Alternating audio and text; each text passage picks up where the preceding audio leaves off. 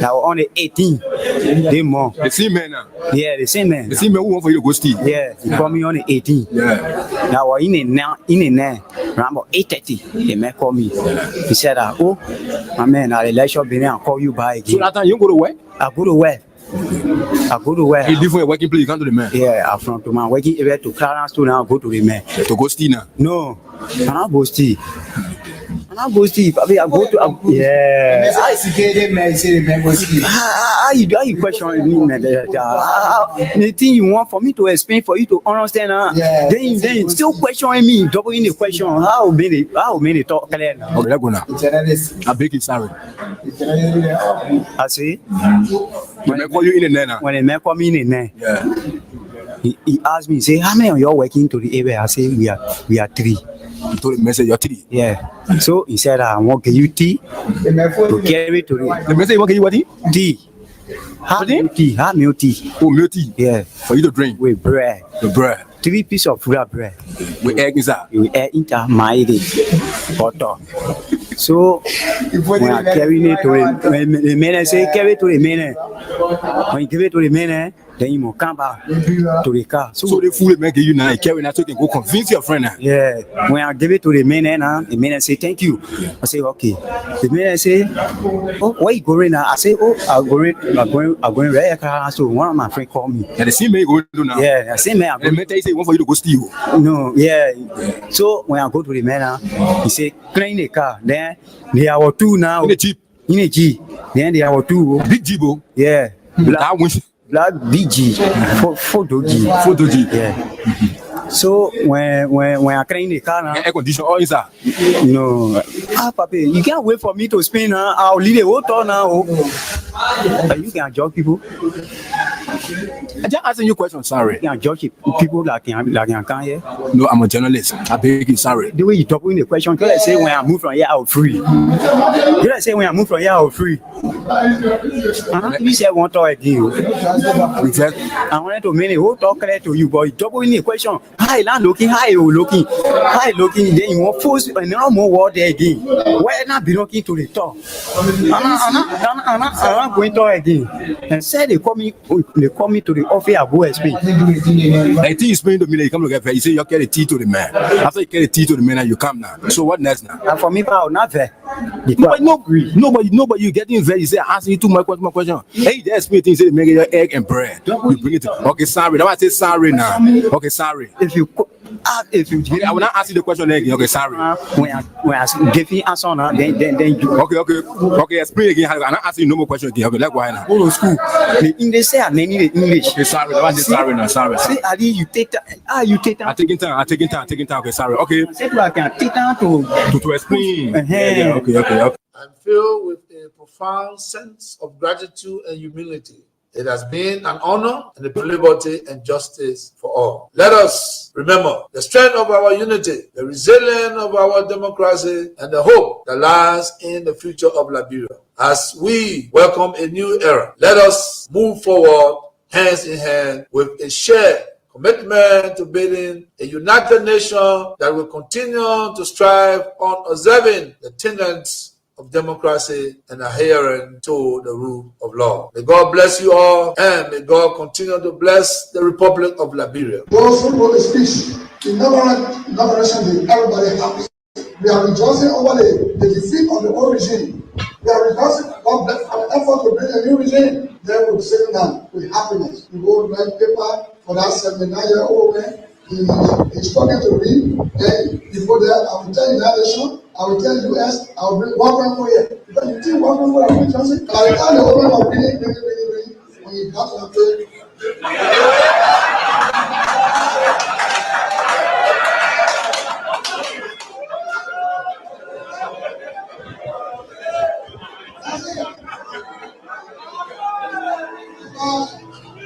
In this country, when you elect a clown and you think that he will be a king, what he does is to convert the kingdom into a circus. This is what we must deal with, and this is what we must say. Who do we elect into our public offices. Because, as I've said before, when you allow hyenas to take care of goats, why should you be surprised when the goats are eaten? This is the same. And Africa is only going to realize our potential in all areas when, by dint of choice, we enable and allow our best men and women to serve in different areas. I've heard it being said about Lee Kuan Yew in Singapore. I've heard it being suggested about Mahathir Mohamad in Malaysia. I've heard it being said about Japan. I've heard it being said about other countries. But there was a conscious decision on the part of those individuals and the followership. We always talk about leaders, but we never talk about the followers. The followers must also style up. Africans on average are for some reason attracted to thieves. Africans are for some reason attracted to men and women who cannot serve her. And when they are not served, then they complain. When Africans are told, choose you now whom we shall release, Jesus of Nazareth or Barabbas, they say, release Barabbas. And when Barabbas behaves like Barabbas, they say, why are you not behaving like Christ? It cannot be done. In May of 2001, signed a second of two executive orders, number 13213, Defense Exhibit D310, in which it was stated, and I quote, the government of Liberia's complicity in the RUF's illicit trade in diamonds and its other forms of support for the RUF are direct challenges to the United States foreign policy objectives in the region, as well as the rule-based international order that is critical to the peace and prosperity of the United States. Therefore, I find these actions by the government of Liberia contribute to the unusual and extraordinary threat to the foreign policy of the United States described in Executive Order 13194, with respect to which the President declared a national emergency. This executive order did not say the alleged complicity, it concluded the complicity. The conspiracy was born, all systems put into motion, and here I stand today. I never stood a chance. This is the broader contextual matrix that regrettably did not and still has not seen the light of day in these proceedings, despite the gallant efforts by the defense to unearth and reveal the contextual framework behind the charges against me. Now, with the two executive orders, the dogs were let out, so to speak. What followed was a dispatch of the attack pack led by Lieutenant Colonel David Crane, Defense Intelligence 30 years prosecutor. He, Crane, unlawfully unsealed the court's sealed indictment to his handlers, senior U.S. government officials at the U.S. Embassy in Freetown, and was never held to account. The rest of the operational team are Colonel Brandon Hollis, Defense Intelligence, CIA, U.S. Air Force, Senior Trial Counsel, and Armed Prosecutor. James C. Johnson, U.S. Army expert, 20 years on conventional and special operations, Chief of Prosecutions for the SCSL. Alan White, 30 years, Defense Intelligence, recalled from retirement to head up investigations at the Special Court of Sierra Leone. Stephen J. Rapp came on board as chief prosecutor for a short time of experience from Capitol Hill, where he served with the U.S. Senate Judiciary Committee sometime before. It came as no surprise to me that as a reward of sorts for Stephen Rapp's diligence in the execution of U.S. foreign policy objectives through these ad hoc tribunals, he was appointed U.S. Ambassador at large for war crimes issues. In support of the contextual framework of politics, on February 8, 2006, Lieutenant Colonel David Crane, prosecutor, appeared before a U.S. Congress Subcommittee on Africa, Defense Exhibit D404, and spelled out in clear terms the decision taken in support of regime change in Liberia and what needed to happen to solidify that process. There was little mention, if any, in his testimony about Sierra Leone. And here is what he said. I posit that 5 years from now, when the international community is challenged by other crises, Taylor in Calabar, under the protection of Nigeria, will make his move.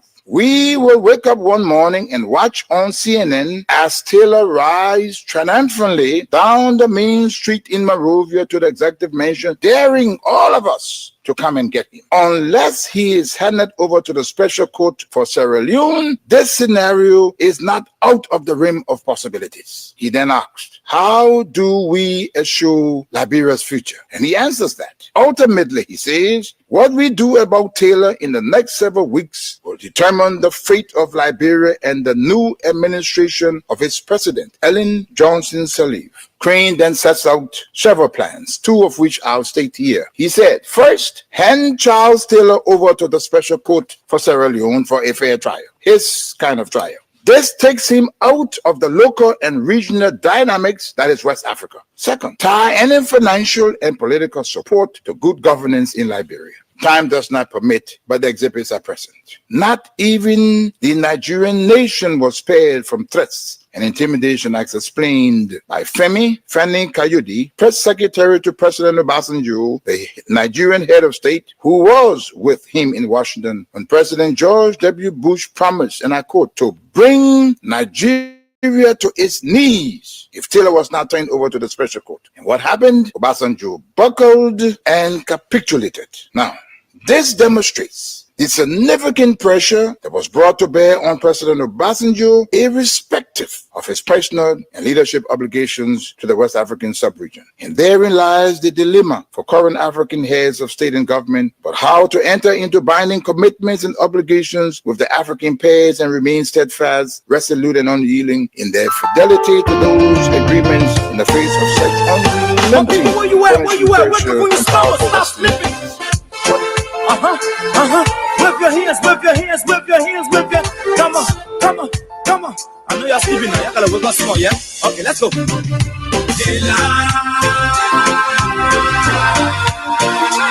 people fool us. The people lie. And I'm not too sure that the lovers of democracy are sleeping at this time. I'm not too sure the supporters of democracy are sleeping at this time. I am not too sure that Liberians who dearly believe in their country's growth and development are sleeping at this time. I am not too sure that residents of Ganta, Saklepi, Baby, Yekepa, Zombie, Gompa, and you can go on and on and on and on to name the different cities and towns and villages in Nima County that are all set and ready. For more indications to entrust one person to join the other in the Senate and say, go and advocate on our behalf. Go and represent our interest. Go and push our agenda.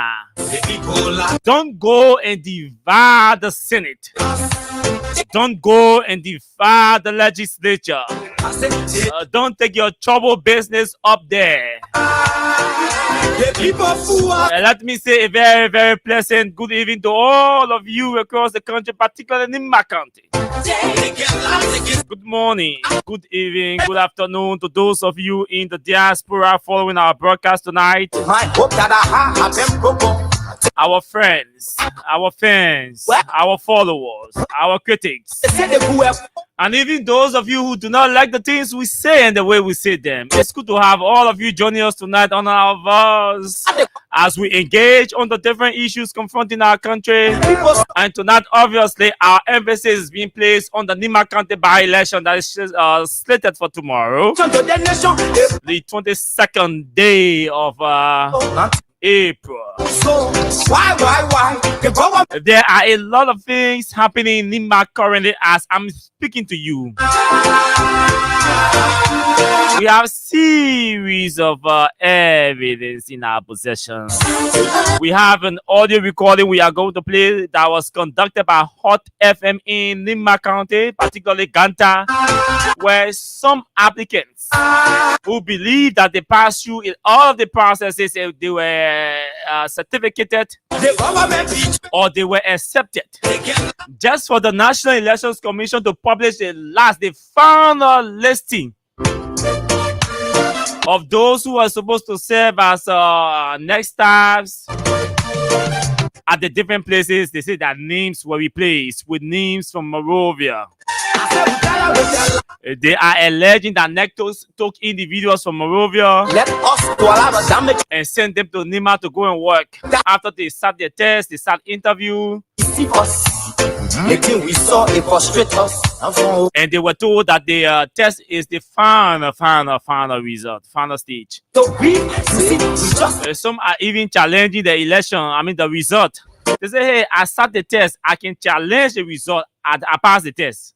I challenge NEC. And then just after that interview was done, we saw the list of series of papers surfacing on social media. Oh yes, the names are written in pen, ink pen by the National Elections Commission. Our platform are open still. We've been trying to establish contact with NEC. It seems like everybody said, no, we don't want to talk. We don't know what you're talking about. Let's establish contact. Let's connect. I will get back to you. So as they're getting back to us, the election is tomorrow. We are not waiting for them. We will tell you what is available to us. Plus additional information concerning the Nima County by-election. Front page Africa is reporting an interesting story about the Supreme Court ruling in the Bureau of Information ahead of the Supreme Court ruling, in the Bureau of Information on Wednesday. People fool us, the people lie to us, the government betray us. Yes, these are the issues we are placing emphasis on tonight. Welcome to the show. This is Freedom FM. This is Freedom Hard Talk. My name is Austin Kawa. I am your usual driver. I am your usual host. This is the only political fellowship on radio at about this time. We bring you strong analysis, strong reasoning. Your vision and your mission, your intention to the nation. This show is proudly sponsored by Old Man Same Science, Cram Stopper, Liberia. Very shortly, we take a break from our sponsor. When we come back, we go to our Facebook Live to welcome all of you who've joined the fellowship tonight. And the invitation is yours to invite others to follow the show. Share the show with others. Do not be mean with information. I always say that to you. Share the show so others can join and follow. The government betray us. Too many things happening in our country, folks.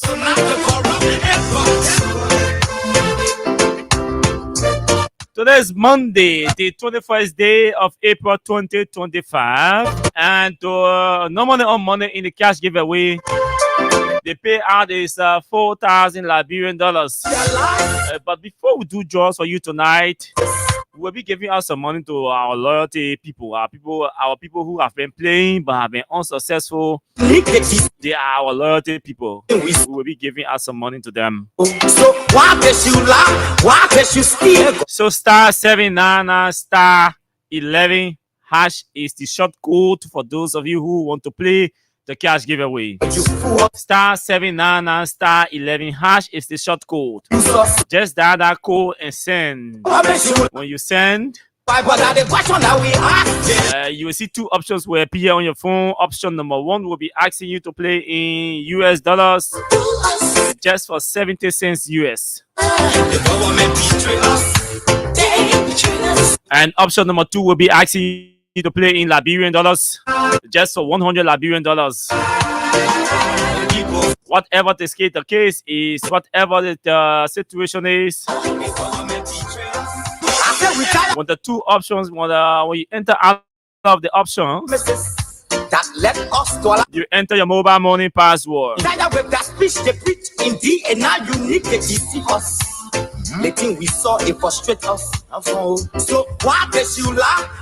Let's take a break. We come back, we'll run into all of the issues. See, we just tell you that why we vote tell you. Thank God. But you fool us. You screw us, you use us and later on abuse us. So why? The government should lie. Why? But at the question that we ask, they lie. The next day, people fool us. I will suffer. People laugh us. The government betray us. We don't betray us. They lie. The people fool us. My people, where you at? Wake up when you slumber, stop sleeping. Wake your hands up.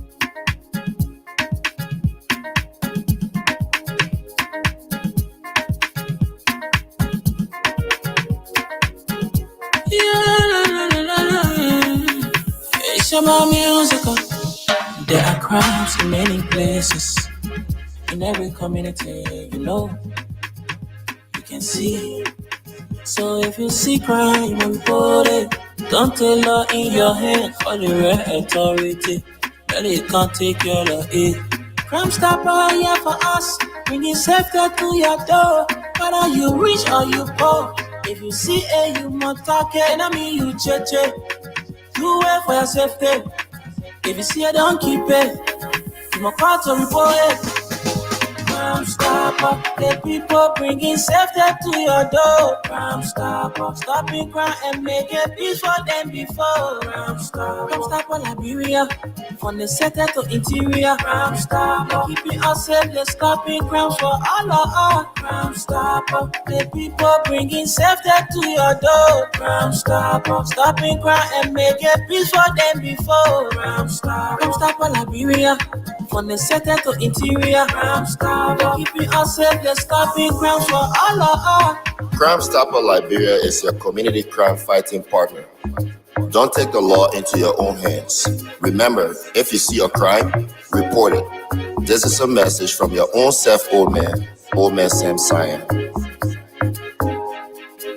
Crime stopper, the people bringing safety to your door. Crime stopper, stopping crime and making peace for them before. Crime stopper, Liberia, from the center to interior. Crime stopper, keeping us safe, they're stopping crime for all of us. Crime stopper, the people bringing safety to your door. Crime stopper, stopping crime and making peace for them before. Crime stopper, Liberia, from the center to interior. Crime stopper, keeping us safe, they're stopping crimes for all of us.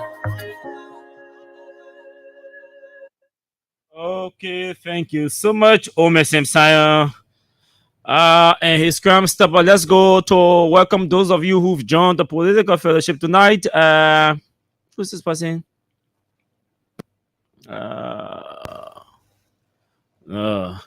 Yes, we're receiving all of these reports. We hope they are not being exaggerated, and we're hoping that the police is in charge. But let's welcome our folks. Firstly, beginning with Elijah Cody, Lasana Fanta, Kuma, or Sharif, something like that. He says, I'm following veteran Muya Sharif is also following tonight from Banga City in Bon County. Jera is also is also following from Johnsonville. Madam Minister, good evening to you. Asata Miller is also following tonight. The show Peter Tukpa has joined us from Dupont Road. Timothy Eltier is following the show. Somebody posted a long press release here. A long press release. Okay. Dubon Hill has joined us also tonight. And it's Washington Phoenicians Junior Bar has joined us from usually Nukutan. OG Monent. OG is also following the show from he said from Joba Market. J. Henryna is in Fendia. Honorable Sandy is also following from rehab. William Bruple has joined us. Abraham C. is also following from Claratown. CDC Pape Success Keita for Life is joining us tonight from Dupont Road. Memaka Dolo is joining us. Eddie Mayata, something like that, is also joining us tonight. Ellis Kolu is joining us tonight as well from Ganta City. Alex, we hope you can call if you have my personal number, or if you're connected to my Facebook account. Hope you can call me for us to talk. Since you are in Ganta City, I'm told that the Ganta is upside down tonight and all of that, or some anybody, because all of our contacts in Lima are way out of coverage area, and most of them are also complaining about bad network. So we were hoping that those of you who are following the show, who are in somewhere in Ganta, in the Ganta area where it is being reported that the tension is all seems to be building up, can really join us tonight to talk. Let's talk to some of you who are first hand eyewitnesses. Derek Sewon is there in Australia for following the show. Benjamin Bass is joining us tonight. Elijah Colley is joining us from Magibi County. He's particularly in the city. Massa Famule is also following the show tonight. Somebody is joining us from Jacobtown. Who is that person? Jackson Moore is joining us tonight from Jacobtown. And our man J.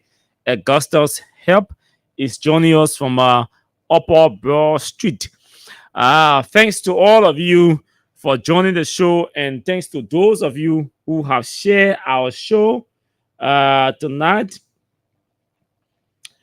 I've been following the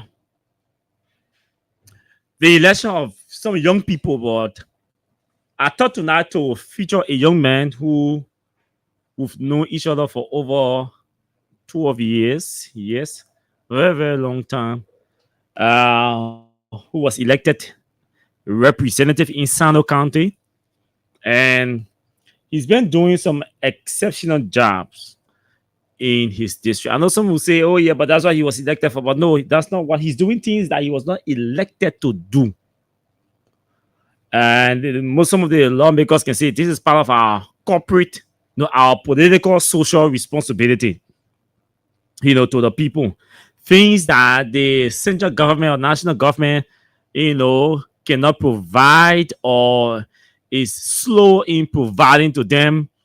Some of the lawmakers who see that as part of their political, social responsibility to their constituents, and they will move in to make those personal interventions, which are not part of their cardinal responsibilities as representatives or as lawmakers representing the people. But I'm featuring this because Alex is a young man who we all saw struggle his way through the political periphery, and succeeded in becoming a representative. Utilized his first ever opportunity, I should say the biggest political opportunity ever given him in his political life to serve, his country. He utilized that opportunity that saw him getting elected as a representative in Sano County, and I think he's doing extremely well. And then, the Moravia politics can normally be cloud the some of the things that some of these young people are doing in their different constituencies or their different communities. Those are young people who really think, yes, they should go in the legislature to make us proud.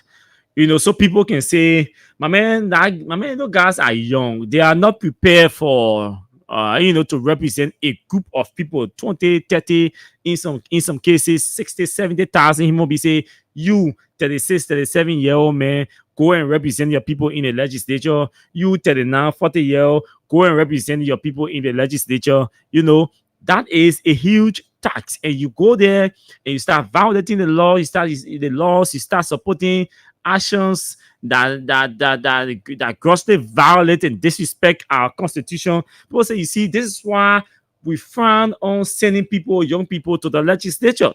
This is why we frown on sending people or appointing people as head and deputy for key government entities, because they are not mature yet. They don't rationalize well.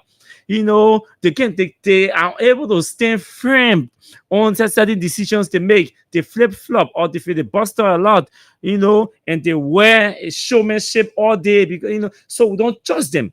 So when I started following ethics, I started hearing about ethics Noah's activities in Sana. I was like, hope I can get some evidence. Then one of our media colleague in one of our media colleagues in Sando said, Austin, when I reached out to him, he said, Austin, I do not have pictures and I do not know some of the beneficiaries for these initiatives. But let me confirm first. When I confirm the information, then I'll be able to, get you some pictures. That was last week. And so since last week, Tuesday, we spoke. Our media colleague who we contacted was able to establish connection with some of the beneficiaries of Alex's work he's doing in Sano, and he was able to send us some pictures. I see that he's been giving motorbikes or motorcycles to in his district, especially to the traditional people, to help ease their movement. The traditional leaders, the clan chiefs, the paramount chiefs, the town chiefs, they move from one place to another place to solve cases, to settle domestic matters, husband and welfare team, boyfriend and girlfriend having issues. They move around to ensure to the different borders, to ensure their different places are secure too. They go to the city, they have to go to the city or to the capital for meetings, for appointments, whether it's political appointments and all of that, political meetings and traditional meetings. So some of them have to walk. Some of them normally get on commercial motorbikes. They pay $2,000-3,000 to move from some points to another points. In some cases, $500, $1,000 just in transportation. When the salaries are not even huge to cover their transportation costs, as town chiefs or paramount chiefs and all of that. So giving over 35 motorbikes since elected in 2003 to ease these traditional leaders' movements. I think in my mind that was thoughtful of him. And then they got sent me picture of posts. I can count these posts, over 100 posts I see here. Just in the picture, he said this is one of the many posts that were shipped or transported to Sano, where he's putting solar lights in the towns and all of the towns in his district, solar lights. And he sent me the posts, and the posts were being the pictures of the posts that were being transported.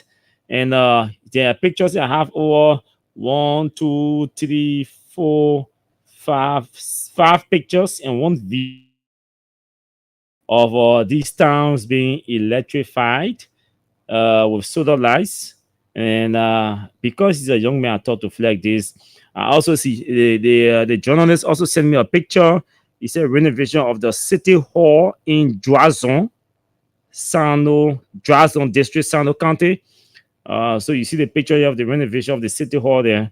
I see that they are re-roofing the city hall and they're doing some masonry work on the building. All of these are coming from these lawmakers, salaries and all of that. So I thought to feature him tonight, a young man doing extremely well, contributing to his district and making all of us proud. So Alex Noah, congratulations to you, and thanks for making all of us proud. Tomorrow people will say, yes, young people too can if Alex can do that, other young people can be trusted. Even though there are some that who are even spoiling their name. But yes, so let's move into a lot have been happening. Yeah, I mean, yeah, I'm not interested in this thing for now. This thing between Sam and Eugene, I'm not interested in it for now. We found time to talk about that exclusively. But I think we have to inform all of you that yes, the Director General of the EPS, the Executive Protection Service, has filed a lawsuit against Len Eugene Nangbe, former Minister of Information, former Transport Minister, former Youth and Sports Minister, former Post and Telecommunications Minister, and what again? Former Maritime Boss, and now Chief of Staff to the former President of Liberia, His Excellency George Weah. So, same guy has filed a lawsuit, 2 million. There are a lot of things to talk about. So, we'll pause that conversation for tonight, and we will move into our discussions on the different issues. This is what Front Page Africa is reporting. Under the caption, FPA delves into rumors of backdoor deals ahead of Supreme Court decision on House leadership crisis. And I read except from this, as the nation awaits the much anticipated ruling from the Supreme Court on Wednesday, Front Page Africa has gathered from multiple sources close to ongoing negotiations that all eyes remain on the judiciary to bring an end to the months-long political standoff surrounding Speaker J. Funati Kofa's embattled leadership in the House of Representatives. In rumors of backroom dealings and last-minute compromises, insiders confirmed that Speaker Kofa and his allies within the rule of law caucus are standing firm. Only a clear and authoritative ruling from the Supreme Court can resolve the impasse definitively. While sources indicate that the group is open to dialogue, even entertaining an invitation from President Joseph Boakai, there is little optimism that any political engagement before the court's decision will yield a conclusive outcome. The Rule of Law Caucus believes the Supreme Court must speak on this matter. Anything else will fall short of the transparency the Liberian people deserve. One source close to the discussions told FPA under condition of anonymity. The person does not want to be known, does not want to be named. The high-stakes showdown has kept the government in a near paralytic state of nearly 6 months as the dispute over Speaker Kofa's removal continues to dominate the legislative agenda and public discourse. Some political observers fear that a last-minute political settlement shrouded in secrecy will reinforce Liberia's long-standing culture of cash-induced politics, damaging the credibility of Kofa and the caucus he leads. There is a real danger that any deal struck behind closed doors will be perceived as another case of pay-to-play politics, said one political analyst. Such an arrangement will only further erode public trust in governance and leave Kofa's reputation bruised, perhaps permanently. Nearly 2 weeks ago, Front Page Africa learned that President Joseph Boakai requested the Supreme Court to delay its ruling in the ongoing House leadership dispute in a bid to allow time for continued negotiations between the rival factions in the House of Representatives. Before the president's reported intervention, it was widely expected that the Supreme Court would deliver its decisions today on the bill of information filed by embattled Speaker J. Funati Kofa and his allies. The Liberian public has been closely following the crisis, with many calling for a transparent and legal resolution. At the heart of the matter lies not just the fate of one man's speakership, but the integrity of a constitutional process. Any decision to remove the Speaker of the House, arguably the third most powerful position in country, must be rooted in law, not driven by political ambition or executive influence, observers say. This case is about more than Kofa. It's about setting a precedent, said Eric Yeni, a student of the University of Liberia studying political science. If the speaker can be removed by backroom dealings, and inducements from the executive, then no future speaker will be safe from manipulation. From manipulation, that's a dangerous road to travel. The extent of which has persisted through nearly 7 months of political paralysis underscores the broader dysfunction plunging Liberia's governance. Critics argue that the executive branch has failed to provide a viable resolution or demonstrate the political will to safeguard constitutional norms. A long article, opinion piece, or commentary here waiting on pay salaries add to tension, which is interesting. Okay, let's look at. Okay, yeah, this is the portion. Compounding the situation is a festering internal grievance. The suspension and withholding of income. I think it meant income. Withholding of income. Withholding of rule of law caucus member salaries and benefits.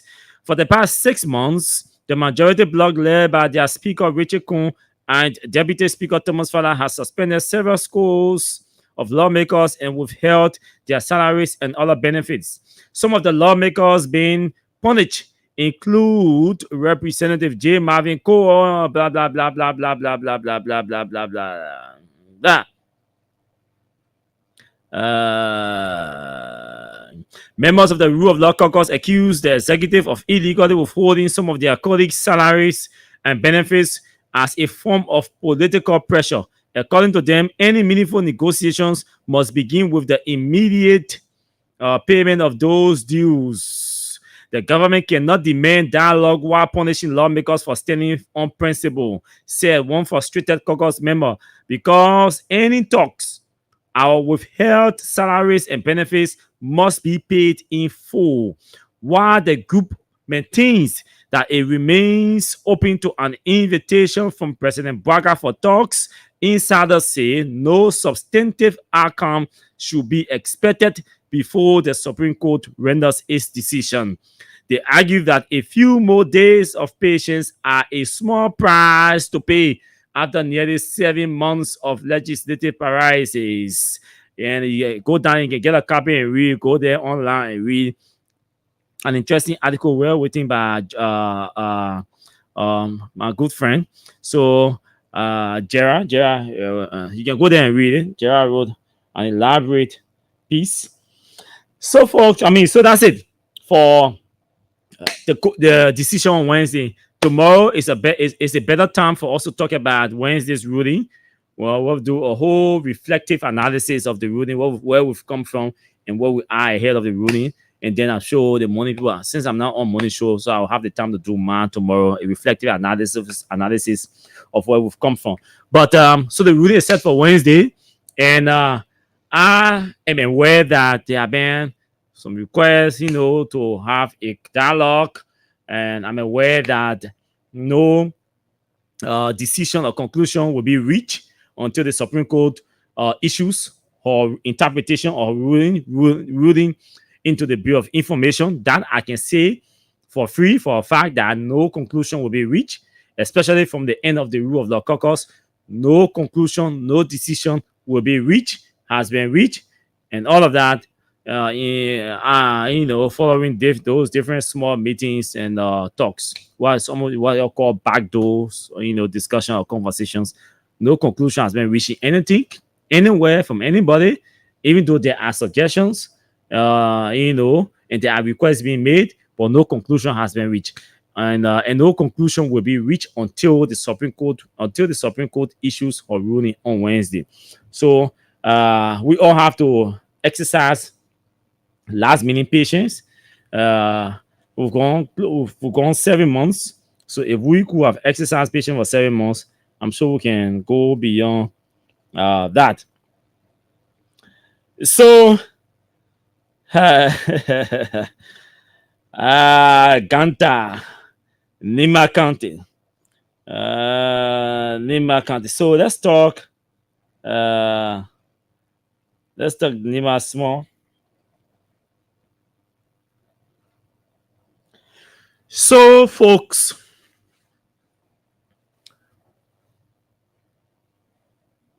let me see what I can get this before we move into that conversation because it's going to get heated here tonight. So, yeah, it's going to get.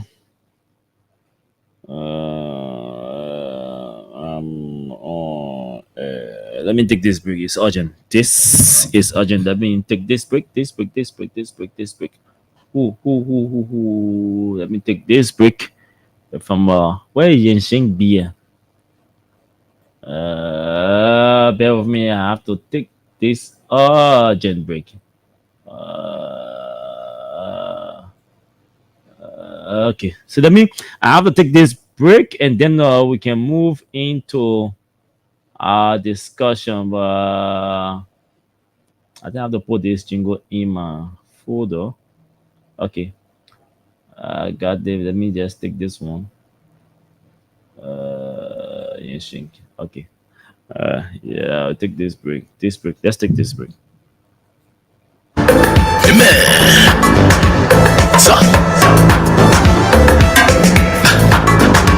See anywhere you go, Yanging, Yanging, Yanging, you drink it, fresh and ready to go. Yanging, Yanging, Yanging, Yanging, Yanging. I say, excuse me, hey, Yanging, trying to bring another one, cause you know we starting the show. Yanging, man, Yanging, you will like it, Yanging, so will like it.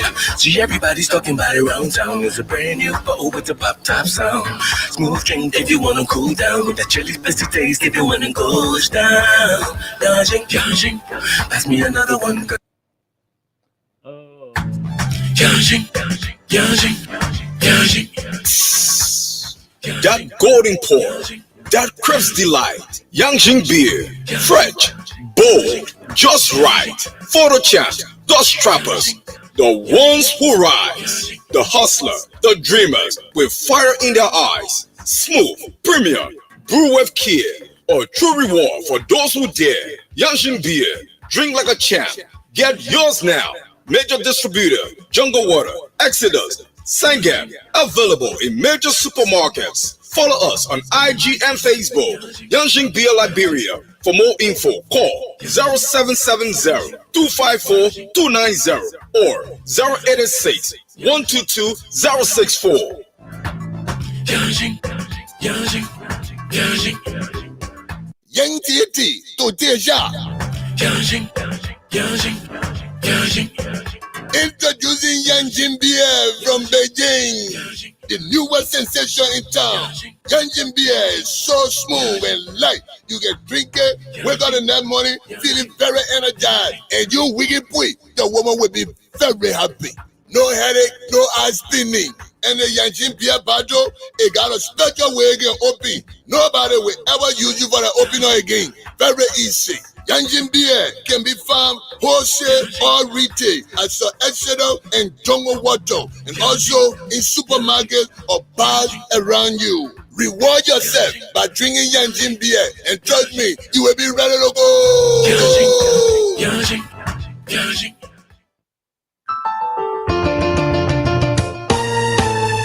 My people, where you at? Okay. Thank you. You know, some of these calls can come in. They become important for you to take them, especially when they have to do with giving you important information. So the cash giveaway is active. I've announced that already for all of you. So we're just going to announce it and move to our discussion. So tonight we're paying out $4,000 to all of our winners. I see that we have a transaction that is close to me doing the first draw. And so I hope at 8:15 or 8:30, sorry, 9:15 rather, 9:30, I'll be able to do the draws and then we can go to take calls. Again, all you have to do, just make sure you have $100 on your mobile money accounts. To all of you, or it's equivalent in US dollars, which should be something around 70 cents. Once you have that, you are qualified to play our cash giveaway. What do? There's a short code. The short code is *799*7 sorry 11 hash *799*11 hash. Again, *799*11 hash. Those of you watching the show live, you will see the short code is displaying on our screen. So it's *799*11 hash. When you dial *799*11 hash, you send, and then you wait. Two options will appear before you. Option number one is asking you to play in US dollars, and option number two is asking you to play in Liberian dollars. Whichever way it is, whichever option you choose to play in, you send, and then you enter your mobile money password. So it's a 3-step forward to you playing the cash giveaway. The first step is you dial *799*11 hash and send. The second step is you look at the two options that will appear before you. You see that option number one to play in US dollars, or option number two to play in Liberian dollars. Whichever option you see there, you send. That's the second step. The third and last step is to enter your mobile money password. Okay, so hope we are clear. Hope we are good. I'm running into something else, so I'm not going to come back to announce the short code to play. When I'm coming back to do cash, it means I'm coming to give you to give those who are qualified to win, to do draws. Sorry. So let's play you this recording. I need you to listen. This recording came out just prior to us coming on the radio. So let me cue it and play for you from Nima County. Listen to the people expressing themselves. And Hot FM, when live, did conducted this interview.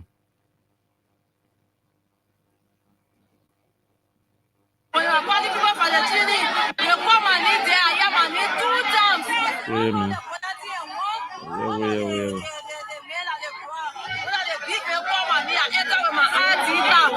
sat there and they never get anything. They say we should put our knee down and give our mobile number that was trying to call and say our money on the part of well and Sunday for that. Well, some of your friends said they took tests. Why you deviated from the testing? Because that was the position we apply for. Now the PP people then the PO they were writing tests, but the BBC, the B, the BBR, the Q, all I want we now write tests.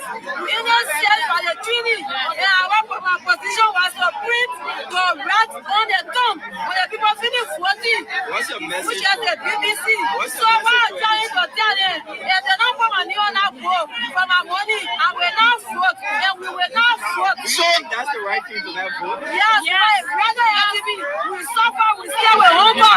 We stay hunger, we need our daily schedule. Just because we want to farm, there's something to put in our pocket, then they do up. We see that day, we call in and no response. So what would be your next step if you come here tomorrow and the position you apply for, you see somebody occupy in that position? What would be your next step? I will not do nothing. I will not retire. I will sit down to my home. So what's your message to NEC and those who watch you? They're not behaving fair. They're not behaving fair. The corruption all over. So what we'll do, all those that will not see our name on the paper, we will not vote. We will not vote. Okay, thank you. So we are with another gentleman. Your name? Specifically, what part of Nima County? I live from Ghana City right here, and I apply as BP. I just about people issue. Did your name reflect on the voter team? Oh yes, of course. Our friends will give a training. My name reflected, and we all start for a training. That's the one the training we all choose on Thursday. And they promised us that on Sunday the list will pick up so that we can know where we are working. But yesterday there was no listing. Again today we came on the campus on 14% is going to be here, and there is no listing at all. And we're checking up. I said there is no listing. My name, did I apply that one and say, and majority of people that are saying that it's not on the paper, even because myself, my name is not. How do you feel your name they reflected? Thank you. I feel so much discouraged, and I feel that this is a bad practice. People see our corruption in Liberia, but yet they say people that speak against the corruption, these are said they are practicing corruption. But in a little position that they are being placed in, they are always practicing corruption, which is very bad. Okay, you stated that you were qualified. What do you sense in the upcoming election? You guys that claim you people were qualified to serve various positions to work with NEC. What do you sense? So thank you so much. So the first thing is that the position that I applied for, no one gave us this. So that means all those that apply for BPR position, they were qualified for the work. So then, to your question that you just asked, what I said about the upcoming election. So the election, it would be determined by the Nevadans. They said it will be a decision. But yet they say, I feel that there will be some influence in it. So then once they start on the particular stage, that means influence will be in the election. And someone, what's the kind of influence you're talking about? The kind of influence, that means there will be controversial or influence, that is someone will be replaced. Once my name was replaced by someone else, that means someone will be replaced another person. So what would be your reaction if you come and see someone occupying position that you claim to be qualified? So the first thing is that there are so many positions, the BPR position, there are so many people on it, so I don't know where I was assigned firstly. So once I don't know where I was assigned, that means I would not do anything to any other person. Yes. Have you placed call to authorities of NEC? No. I think this is the best way now that NEC can hear that our voice in my country, that the upper and the lower neighborhood commission, they are actually mistreating their people, and they are taking their girlfriend and they are taking people from any other way that they feel are taking people, and they are replacing. We will start for the training, we will go up to their very houses and they replace all that. Estimating how many persons do you know that have applied that aren't qualified for the final listing? All right. There were 100 plus people and that start for training now that needs on. What's your message to NEC and those who are watching? The message to NEC now, Mr. Latana Brown, is that she should expel or remove all those that are working now in Niger County as the election commissioner, no matter the upper and lower Niger County commissioner. She should expel them, that they should no longer work as NEC officer in Niger County, that they should replace them so that we can see, because you can't do one thing over and years, but the same or different result. Once it change, that means different result come. So once those that are working and they are there, learn from this work and will replace everything that they will be mega change. So what is your question? What's your message? So the rest of what I said, know what to do, as a neighbor, and know that. Okay, so I'm trying to do something. So these are just those are some verses. Those are just some verses that you listen to in Nima. Because the show tonight is focused on Nima, what we are going to do is we are going to play this recording back to back, so you hear them speak.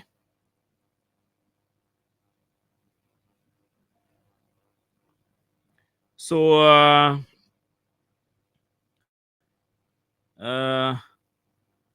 yes, I saw it. Thank you. Yeah, President Braga is leaving Liberia tonight. That's the info. That's the pictures. Our intel from the airport, or our people from the airport are sending us via Kenya Airways on a commercial flight. He's not riding commercial flight because he won't ride. We'll tell you the real reason. So, yeah. So I don't say, the man riding commercial flight. But we'll tell you that. So I was saying to you that we'll have to play. I will play that record again, and then we'll move into our discussion. But since this is 10 minutes ago, this came to me. That means okay, it's good that their station Spoon is also reporting it too, so it's good. So my information is 100% correct. So I'm not the only person having this. So I just see, I just saw it anyway. So it's good that Spoon is putting the same thing. So, and this is what probably my own was going to be different. My version, right? I'm going to let me read what Spoon is reporting. Their Spoon. They said following airport wait. I'm sure all of you can understand what airport wait is. President Braga They say the man, that's what my intel was telling me now. The president was here waiting. He waited for long. He private flat or private jet so supposed to come for him was not properly arranged or they had some issue, some kind of thing. So he had to wait. He waited. At the end of the day, he didn't succeed. But the flat did not come. So the president is just leaving the airport via Kenya Airways, a commercial flat. That's what my soul told me. So let me read what spoon their people, what the people are reporting. And that people posted 14 minutes ago. They say in following airport wait, President Bouhaka departs Liberia on commercial flight for ECOWAS 50th anniversary summit. Following a brief wait about an hour. These people now distract people. How can an hour, somebody waiting for an hour be termed as a brief wait in news rating? Brief. Do you know what it was? I said I stopped by briefly. I waited briefly. It should be nothing under 10 minutes. I mean over 10 minutes. 15 minutes. Somebody sit down one place for 15 minutes. They're not brief. It's not brief waiting. He didn't wait that brief. That point did not wait briefly. So they say they're trying to. They won't report. They won't be independent, but they won't fix the paper small. So they say following a brief wait. In parentheses they say about an hour at the Rabas International Airport for final flight preparations.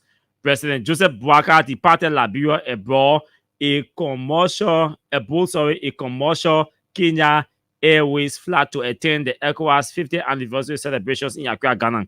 The Golden Jubilee honored the team to be unveiled at the launch marks a major milestone plan. I'm not interested in all that one. Sarah Yanti, Mamaka Belete, Samuel Kofi Woods, Modi Kamara, Anthony Myers, the people according to them on the official delegation of the president. What is important to me is that Bouhaka private flight preparations to get him, fly using his usual private jet did not materialize, so he had to ride Kenya Airways. Now, thinking about us. There are two things running through right now. They see Joe Bouhaka say he's even willing to ride wheelbarrow. He's even willing to ride wheelbarrow to go to work. Kenya Airways could be termed or will be termed in this context as a wheelbarrow, to represent a wheelbarrow to go to work. Because what is going on is an official duty representing our country as president. So for the purpose of the discussion, I will use Kenya Airways in a context to represent wheelbarrow, meaning a lower level or a lower grade of flying from Liberia to official functions.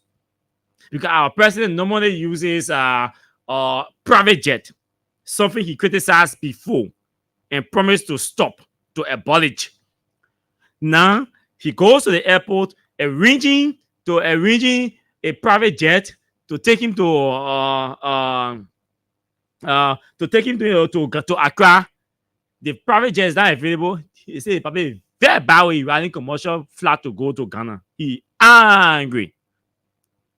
And I'm told that let me do that other one for now. Because the man say don't say okay. Yeah, think of the test game one time, the red time. I want to talk it now. He said, don't okay. So I will not say that one. But I can say that he's angry. He's angry. The papa is angry riding commercial flight to Ghana. Imagine the president who promised you that he was never going to ride private jet and that what George Weah was doing was wrong. It was waste of Liberian taxpayers' money. The same man who told you that he doesn't care. For him, he doesn't care. He can even ride wheelbarrow to go to work. He's angry today that his private jet did not come to take him to Ghana and that he has to ride or he's riding a commercial flight. Kenya Airways, where he could not even afford on his own to ride when he was not president. The president is saying to us tonight he's angry that he is compelled to ride commercial flight to Ghana. You see the disaster that we're in? Mr. President, there should be nothing here to make you angry, Mr. President, with all due respect. There should be nothing to get you angry. There should be nothing to have you or to see you take drastic or action against some of your internal staffs for not properly arranging your private jet. You told the Liberian people, Mr. President, that you were going to abolish. Stop. You were never going to fly private jet as president. You told the Liberian people that it gives you no extra comfort riding wheelbarrow to go to work, even if it causes you to ride wheelbarrow. I know that figuratively you are not referring to a wheelbarrow, but you were simply saying that you can ride anything to go to work once that's why available. That's what you were saying. So in the context of being willing to ride anything or feeling comfortable to ride anything to take you to work, you change your fleet of vehicles if you did. An expert putting the fleet of vehicles to at least $600,000. At least $600,000. Our grandfather who said he feels comfortable, or he will feel comfortable even if wheelbarrow was available to take him to work. Tonight, he's angry that he's riding commercial flight to go to Ghana. He's angry tonight. And yes, he has a reason to be angry as president, because even me, Osikawa, as president, I will not assure anybody campaigning tomorrow if I want to be president that if I become president, I will feel safe or comfortable riding a commercial flight. And there's a justifiable reason for that. Yes. But these people use rhetoric to lend their way to power. Today, it has caught up with them to the extent that the president is getting angry. He got angry in the VIP lounge. But you know, he medics were with him. So his psychosocial counselor, they were all there. So, Mr. President, don't forget, you're not supposed to get angry. So the president cannot be getting angry because commercial flight is available to take him to Accra to do our job. At least it saved the country cost, Mr. President. You shouldn't be getting angry, Mr. President. With all due respect, you can't be getting angry because your private jet was poorly arranged. It's because of that, it did not come to take you to Accra. No, you should not be getting angry. At least you are riding a commercial flight under strenuous situation, under unforeseen, because of unforeseen situation, you are riding commercial flight, and you should accept whatever comes before you to go and do our job. The fact that you say you're waiting, you can even ride wheelbarrow to go to work. Kenya Airways, in the context of this discussion, represents a wheelbarrow. Ride it and go to work, Mr. President, and stop getting angry with people in your office. Mr. President, you can't be getting angry. Yeah, so Kofi, who's you're telling the president to start getting angry? You can't be getting angry. You're telling him to stop. So let's go back to Ganta. Let's go to Nima. You see, we're having an argument in one of our chat rooms today, and the argument was about Nima by-election. And there were two key points that people who are loyal to the Unity Party are refusing to grasp here.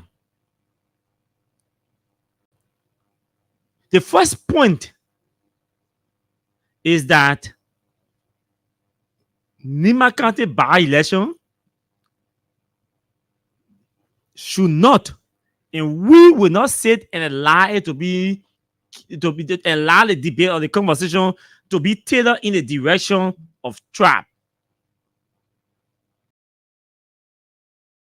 The second point here is that because of the tribal bigotry being pushed in being displayed in Lima from the vice president and from Koga, you see that they all have left the real issues about competence. And they're focusing on the trivial issue about trap. That they trap town. Guess what?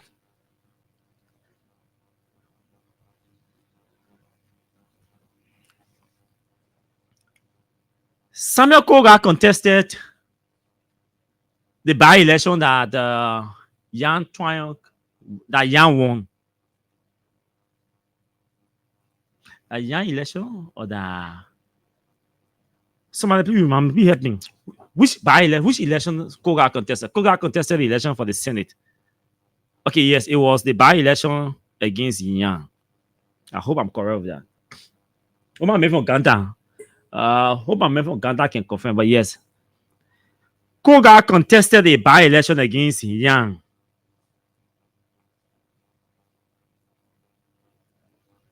And yeah, I'm not too sure this information. But I know Koga contested a senatorial election.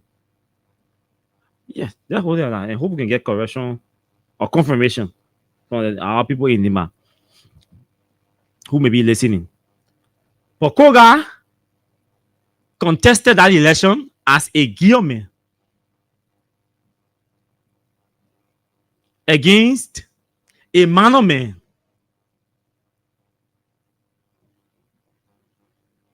When the seat that Yan was contesting for was being left, according to Senator Johnson Demme, so rest in peace, for the Mano people. So they can have the two major traps, a balance of the two major traps. I don't want to say two major traps because they are not two major traps because the Mandigos are there. Although I think the Pele two they are there. But Senator Johnson said he wanted a balance, a representation of the two populated traps. To paraphrase or refine, represented in the Senate. So say Prince Johnson was a Guillaume, he would prefer a Manon person. Samuel Koga now, who is running with this whole Manon and Guillaume balance in the Senate, was a Guillaume contesting for a Manon seat. He was a Guillaume contesting for a Manon seat. Unquote, a Manon seat. The seat today that he's terming Guillaume. Say it should be there for the Guillaume because the Manon get it. When the Manon was campaigning for that seat, at the time the Manon was campaigning for that seat, Samuel Koga was contesting for that Manon seat. So he didn't want the Manon people to get that seat. And I actually did not want to get involved with this whole tribal thing. Thank you, Master.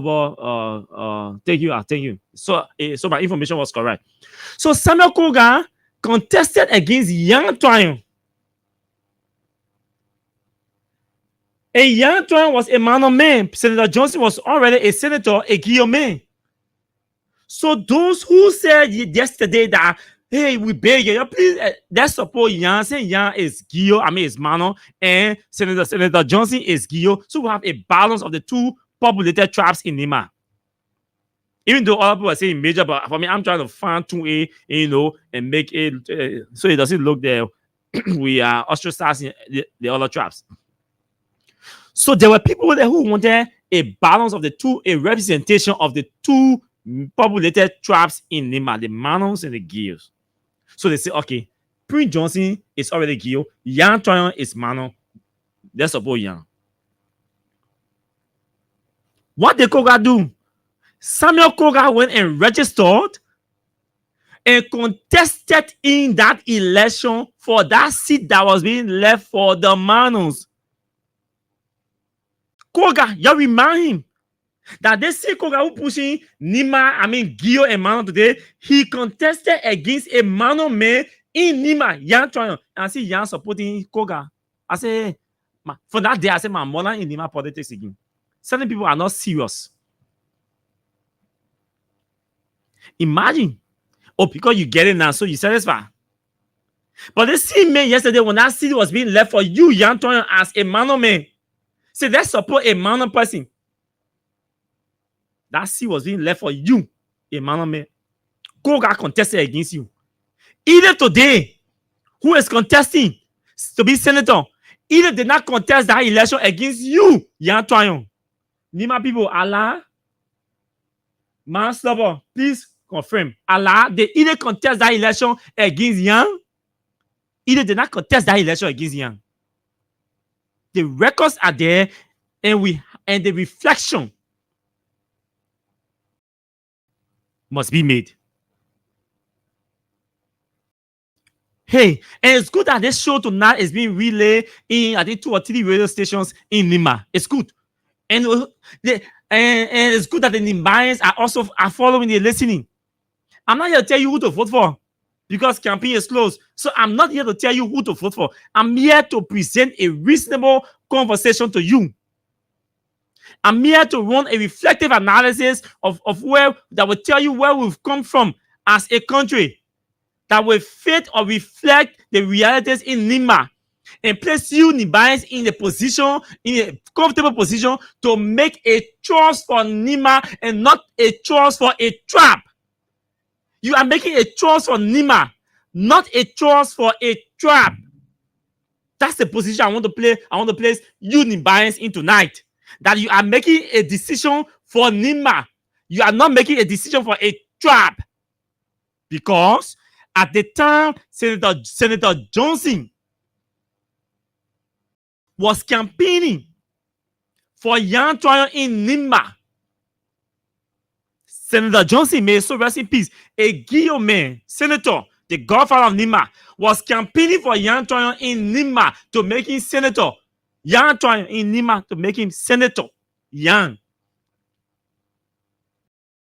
Samuel Koga was going against Senator Johnson in Nima. Koga was contesting as a Guillaume in that country, in that very Nima, against Yan Troyon after Prince Johnson had declared support for Yan.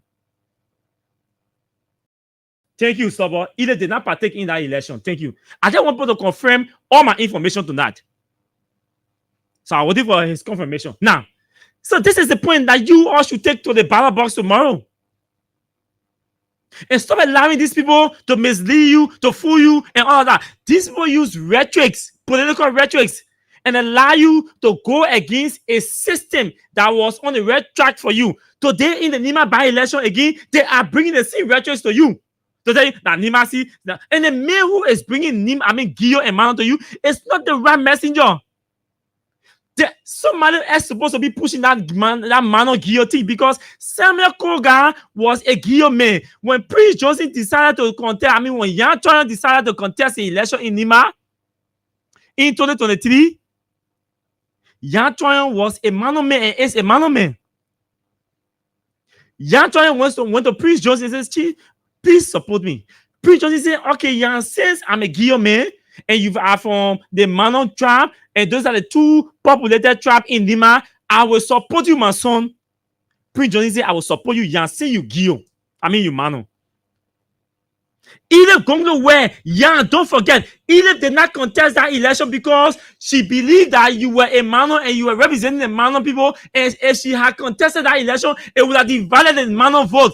You could not have won that election had Edith contested that election. How come we forget so soon? How come we forget so soon? Had Edith contested the 2023 election against Yan, Yan was never going to be senator today because a Guillaume was going to win that election. Who knows whether Kogase would have been elected senator today? If Edith had contested that election. Because Edith alone, Edith in election, Edith was going to win the election, or Guillaume was going to win the election. Because Yang, you were no match to Ide. Besides that, Ide was respecting two decisions in Nima. There were two major decisions made in Nima that Ide respected that caused her not to contest the election against Yang. One is that Ide said Prince Johnson is the political godfather for Nima.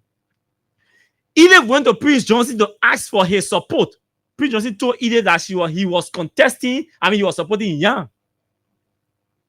Ide said, if you can support me as a political godfather of Nima, I will not contest the election. I will not contest.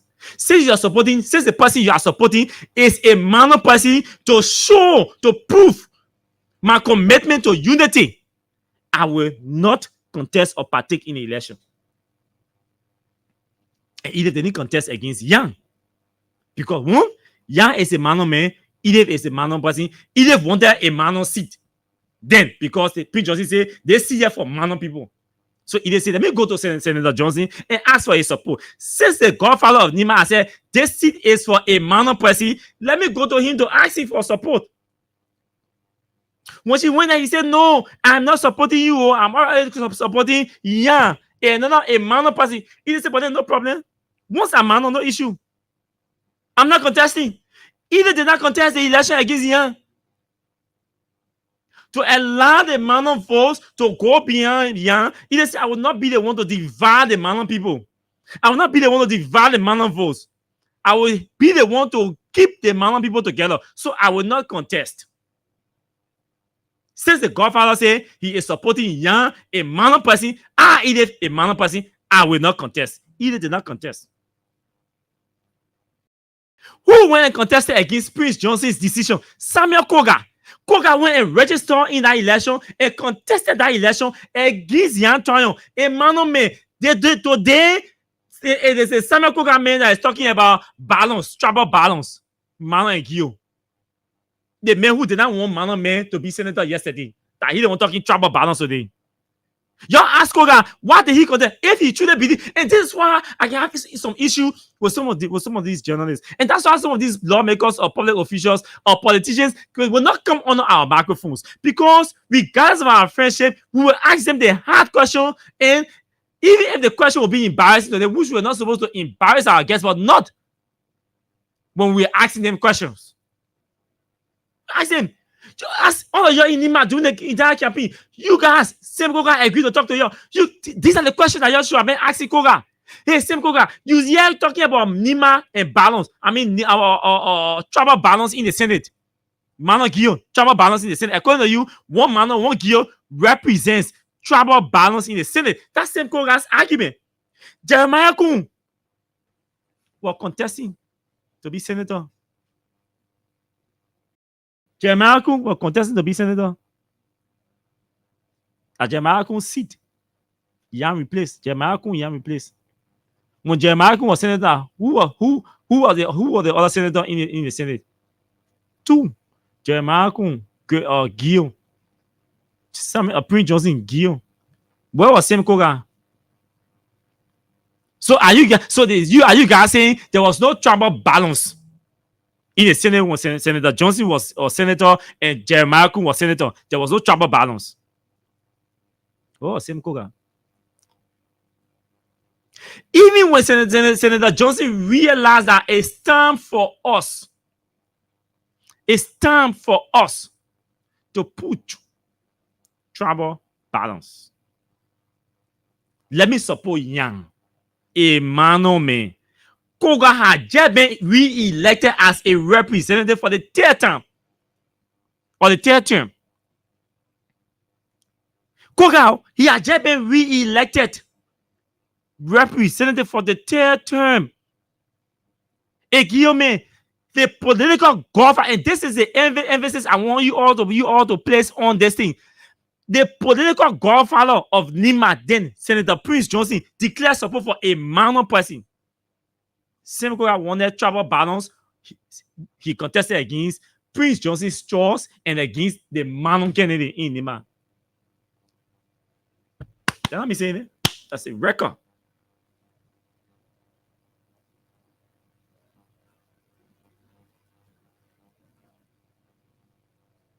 That's the record.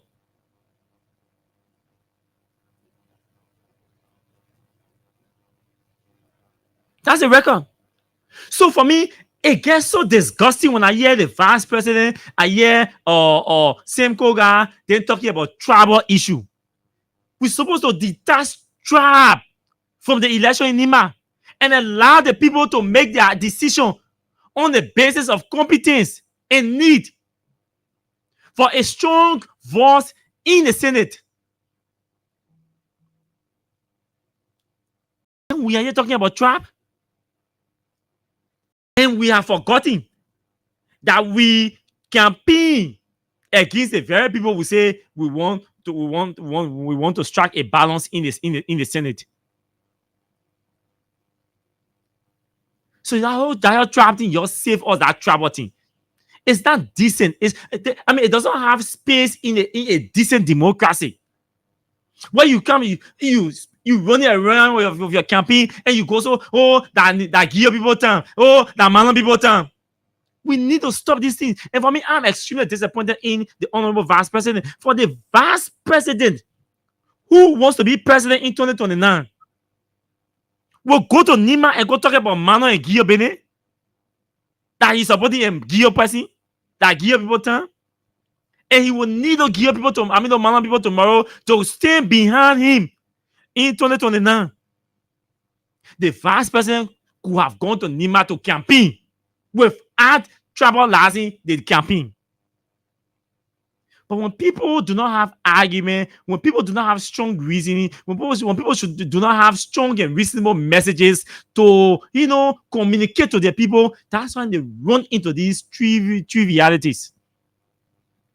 Because if the vice president has strong argument, if the vice president had a reasonable point to justify why Koga is the best or the preferred choice outside of Trump, the vice president could have communicated that message to the people without introducing Trump. These tribal sentiments are not good for our democracy. They're not healthy for our peace process. You push two other major tribes aside in Lima. You're talking Mano Gil. What's about the Mandingos? What's about the Pere? And you hear talking to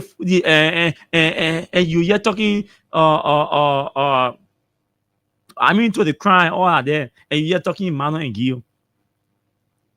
Those who are close to the vice president, they will not tell him, Mr. President, the mistake has already been made.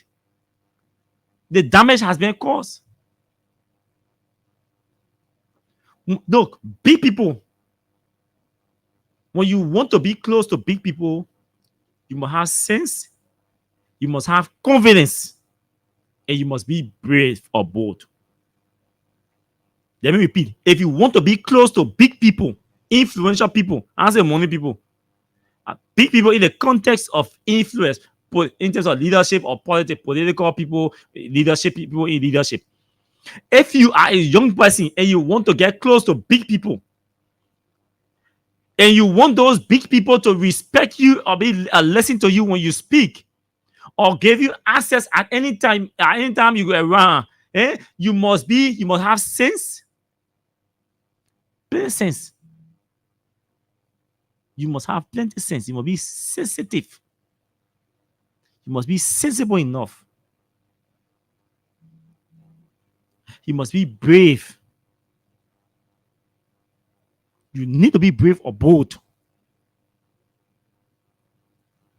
to communicate to them. They will listen to you. But some of you around these people in leadership, you not get too much sense, or you don't trust, you don't have confidence. The self-confidence, I left the confidence on. You don't have confidence in your IQ. You don't have confidence in yourself. So you are afraid to express your observation. Because you wouldn't want to say, no, I disagree with you, Chief. But you wouldn't want to accept, you wouldn't want to express yourself. Because that self-confidence is not there. It's not there. People say, no, that means people disagree with you. That's not true. There's a way where you will be expressing an observation to your big brother or your boss or your chief, and he will listen to you because it will make sense. Hey, Let me tell you something. Some people know sense and stupidity. Those people know sense and stupidity. Some man sitting down, you talking to that some man, you suggesting that to that some man, or you are communicating with that some person. When you're making sense, that some person will know you're making sense. When you're not making sense, that some person will know that you're not making sense. There are two commonalities between stupid and some people. Some people and foolish people. Let me use door. Let me use door for a more better, comfortable word. Let me use door. Some people and door people. Some people and door people.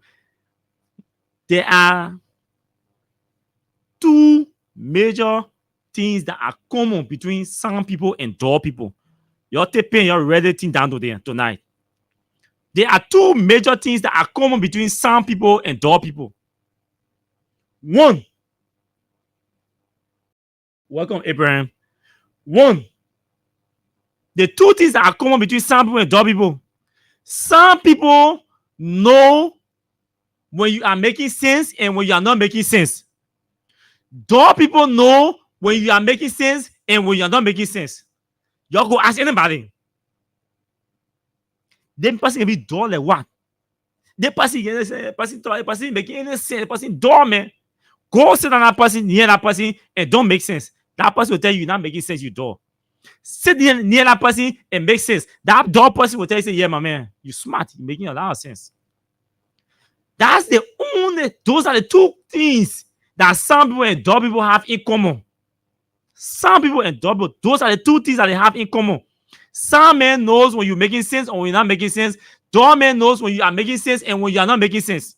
So you can sit near people of influence, in leadership, in power, and you communicate your idea, your views to them. But to do that, you must have confidence in yourself. You must, and to have confidence, you gotta be sound.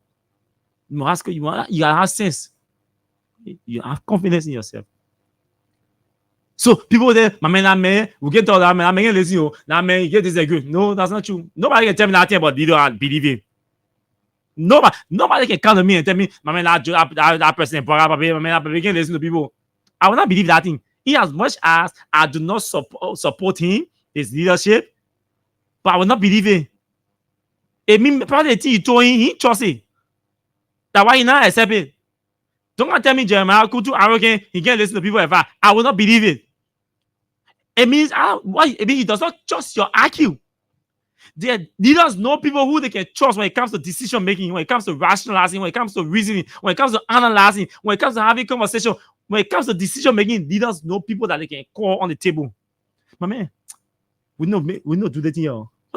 How do people see? Your call James, your call Peter, your call Paul. The door leaders, the sound leader, they know who to invite to the table when it comes to making decisions. When they're not taking your view, they got confidence in you, in your IQ. They don't have confidence in your choice, in your decision making process. That's why they say, well, now I'm making listen to you. Anybody close to the vice president and president, or anybody comes and tells them, vice president, listen, just to that person say, the vice president is not listening to you because probably one, it depends the issue at stake. Depending on the issue, they say, yeah, my man, go do it. They got some men around people. They only there to go arrange that Jordan. They only there to go buy that they got in. Only there to arrange that party, that social thing. When it comes to social issue, there are some beginning around leaders. When it comes to social issue, there are some staffs around leaders. When it comes to social issue, they can trust and say, my man, go get this thing done, man. My man, run after this thing. But when it comes to making critical decisions, you will not be at the table. So you have to know first, say, who the person telling you that the leader does not listen to people. You have to know who the person telling you that this leader does not listen to people. So that's the point. So the point I'm trying to make here tonight is, hey, people who are running the vice president, either most of them, he doesn't have confidence in their IQ because there are some people who do not like smart people. There are some leaders who do not like smart people. So you will never see smart people around them. And there are some leaders who embrace smart people around them. Because they believe, some feel insecure that when smart people are around them, they will overshadow and all of that. But the vice president goes to Nima with tribal politics. tribal politicking, and people celebrating the thing. Some people celebrating the thing, or people who are supposed to be educated are celebrating this. Lest they forget that the very tribal balance that they are talking about, that they want to see in Nima today, the very Koga man that is pushing tribal balance in Nima, he disagree with the late Senator Prince Johnson on tribal balance in Nima. And this message has to resonate with the people. The same Koga man today that is pushing tribal balance has a history, a record of disagreeing with Senator Johnson for tribal balance. He contested against Yan Trayon, yes. Yes, he did. He did. He contested against Yan Trayon, a man of man supported by the former political godfather of Nima, Prince Johnson. You Nimbayans, where are you people? You not know? That we can say the senator in the room. That the room that so we tell them the fact.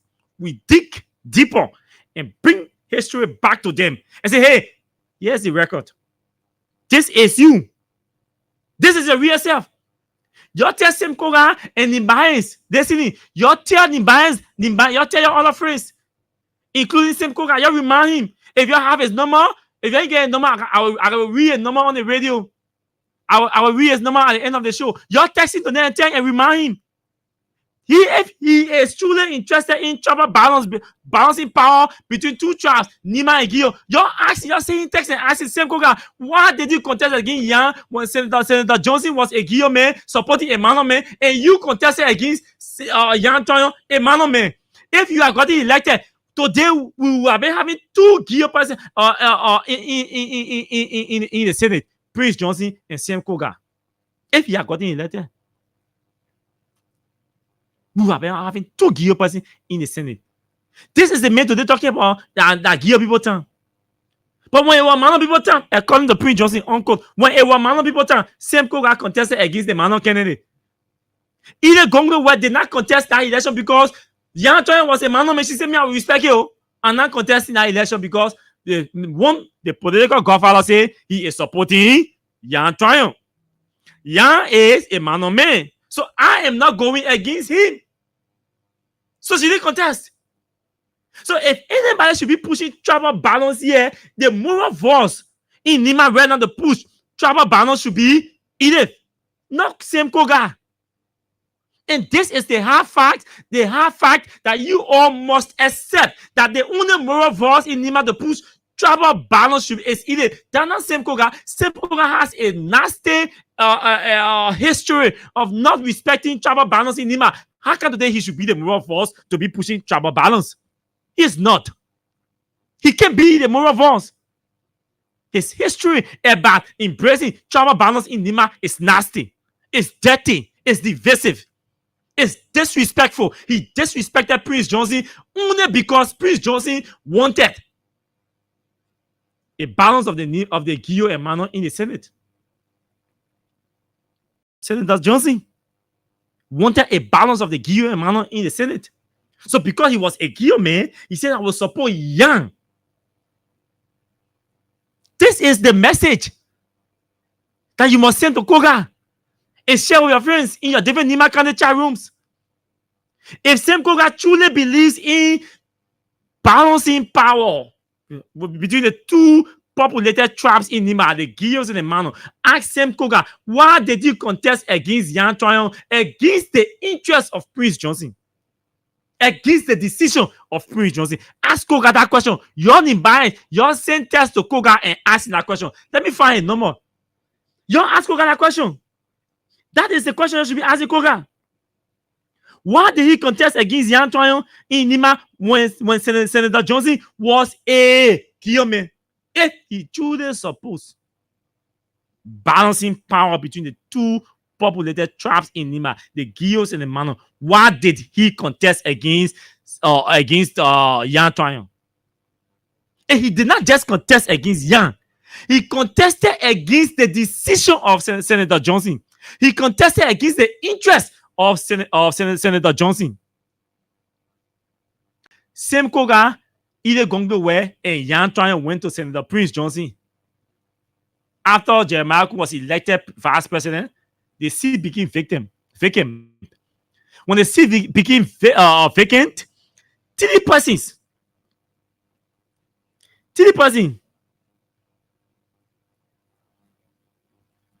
Okay. On radio at the moment. So, three persons in Nima went to Senator Johnson to ask for support. Either Gongdo, y'all can ask Senator Johnson wife this one, she will tell you. Either Gongdo went to Senator Prince Johnson to ask for his support. Samuel Koga went to Senator Johnson to ask for his support. Yan Toyin went to Senator Johnson to ask for his support. Senator Johnson told Sam Koga, I hope I can find that recording to play tonight. Because yes, I hope I can find that recording.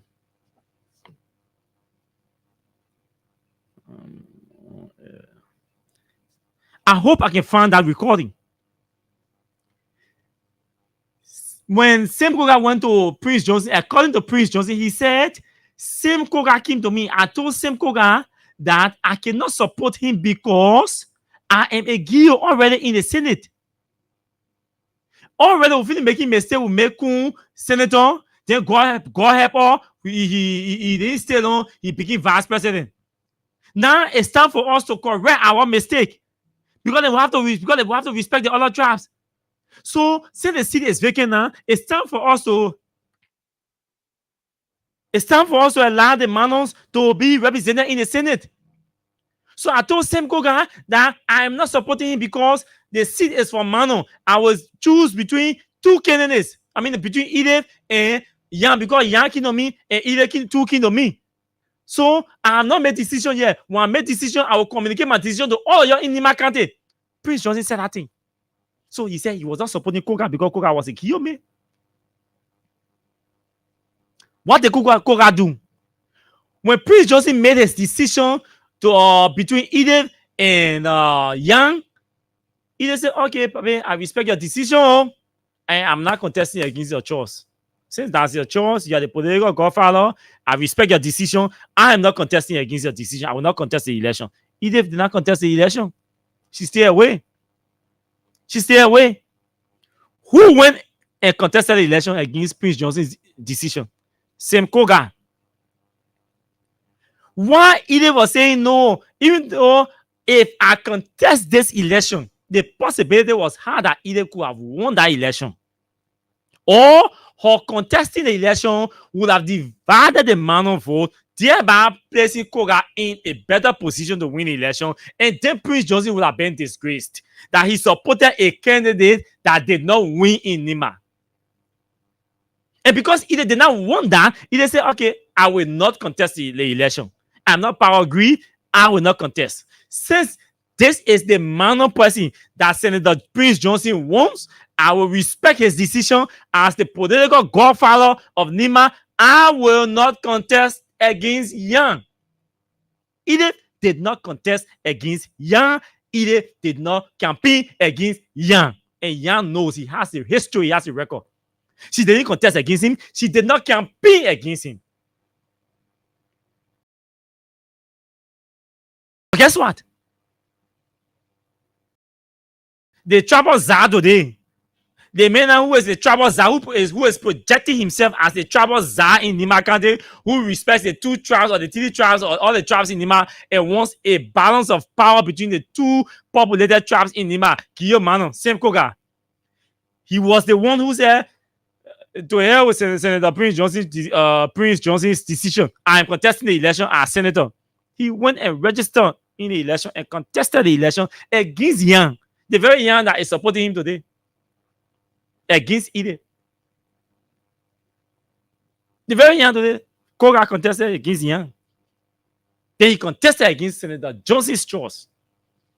Same Koga that is running all around. Oh, it's time for the Gio people. You know, this has always been the case. We have always have two people in the Senate, one Gio, one Mano. But he forgot to know that Jeremiah Kun was there as a Gio man along with Senator Prince Johnson.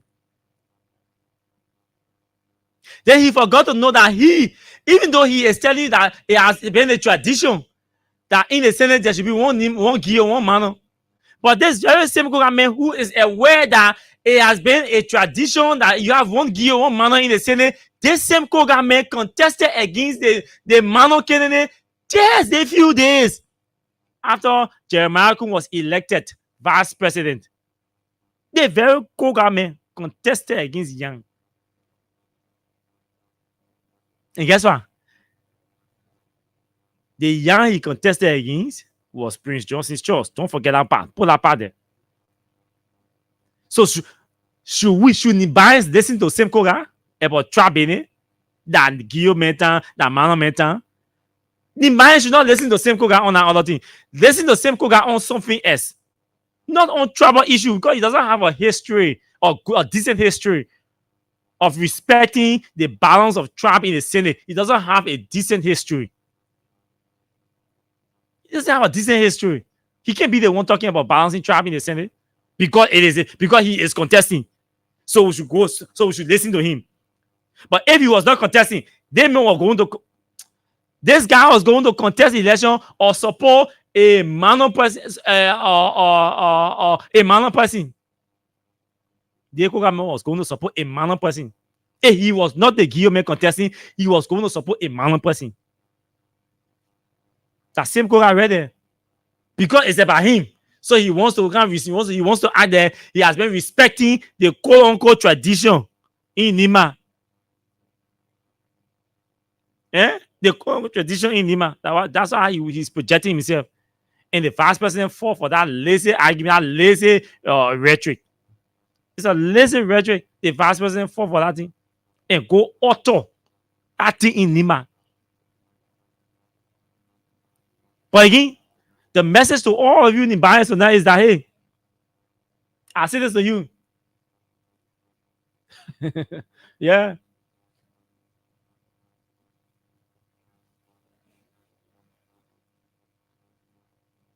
I say this to all of you tonight. I'm not here to tell you who to vote for because campaign is over. So I'm not here to violate next laws. But I'm here to remind you of where you all have come from, the history. You need to know the history of people who respect culture, who respected culture, who respected tradition, and who respected Senator Johnson's decision. You need to know the history of them. I know right now some of you, you are blown. You bloom with the rhetorics, the deception of the ruling party sentiments. So some of you, a few of you may not listen tonight.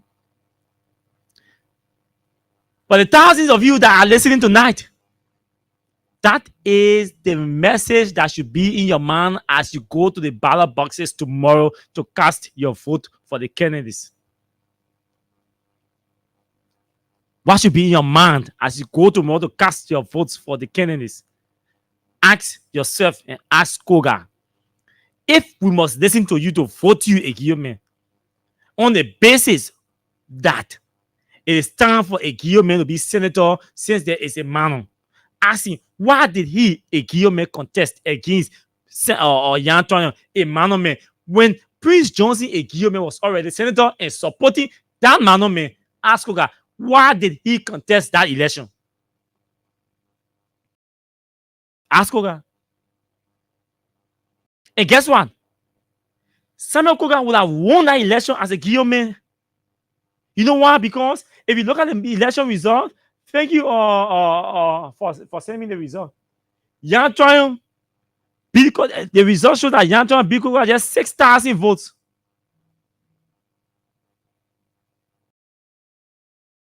6,000 votes, they beat Koga. 6,000 votes margin.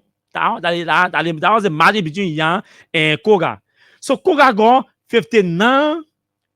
Yanton got 59.27% of the vote, and Koga got 36.37% of the votes. 59,259. That's I'll get a number. Got 60,000 now. You gotta check that record. Google. It can be 6,138. I think it's 60,000. 67, something around there.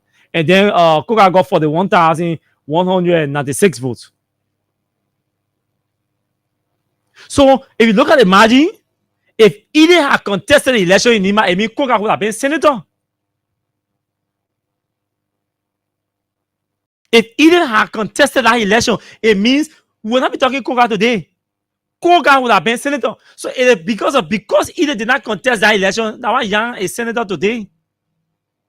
That's why Prince Johnson was not disgraced today. As Eden contesting that election would have brought Prince Johnson to public disgrace. It would have denied Yang and denied the Manon people from having a seat in the Senate today. Just the decision for Edith not to contest saw Yang getting elected. Because look at the margin, 6,000 votes margin between Yang and Koga. So just imagine how Edith contested the election. 6,000 votes margin between Koga and Yang.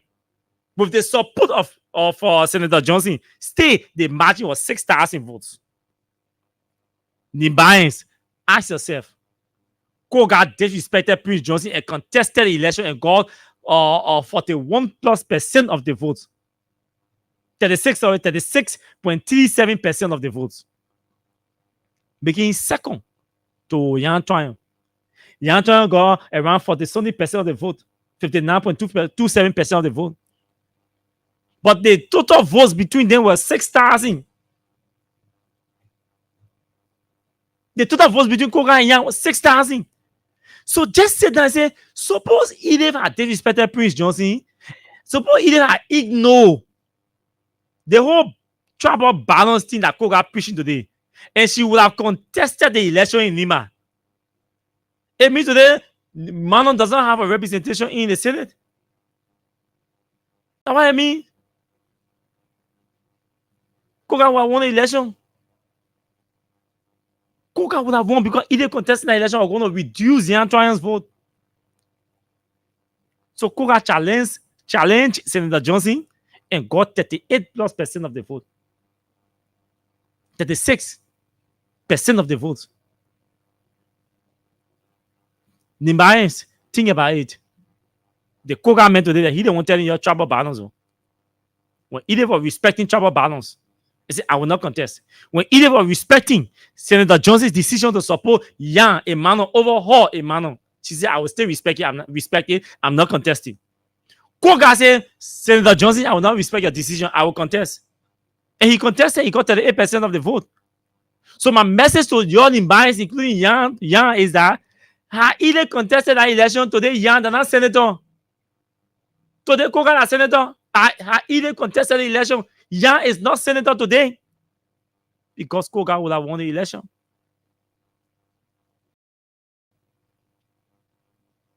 Today, the same Koga comes back to you to tell you tribal balance. An idea, a tradition that he did not respect yesterday. Today, he wants all of us, Liberians, to accept and respect tribal balance. They argue about tribal balance in the Senate.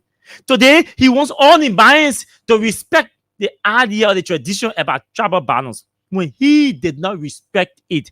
Something he did not respect. He said, you all should respect it today because he Koga. Same message and asking why he did not respect tribal balance yesterday. Why did he contest? Why did he contest against a Manon that was heavily supported by Senator Johnson?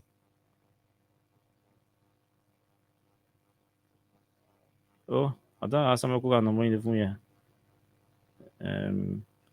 UEL Samuel KOGL. How come? Okay, my man, please send me some Koga number, yeah, bro. Let me all 2 numbers. Let me read 2 numbers on the way. Then him buying texting on there and asking why he didn't respect tribal balance yesterday. Why did he contest against Emmanuel Man Yanton yesterday that was supported by Prince Johnson, and he was advised not to contest because Prince Johnson was supporting Emmanuel person. Why didn't he respect that decision yesterday? And telling you to do it today. So let's go to the telephone lines and take your calls on 0776 104 104 0886 500 104 Those are the numbers to call and be a part of the show tonight. 0776 104 104 086 500 104. Those are the numbers to call. First, let me give one person $4,000 tonight. I just did a job to give somebody $4,000. Let me see. Okay, this person number is here. Right, so I will call the person. I'll call the person. I'll call the person 0555 0555 48 48 38 38 and 24.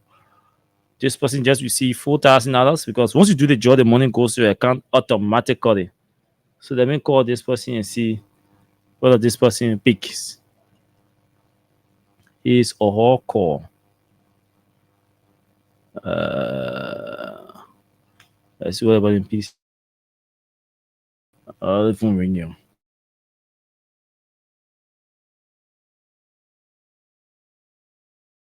Sending our money. Oh, let me try again. Let me try again. Let me try the number again. We've been sending you the $4,000.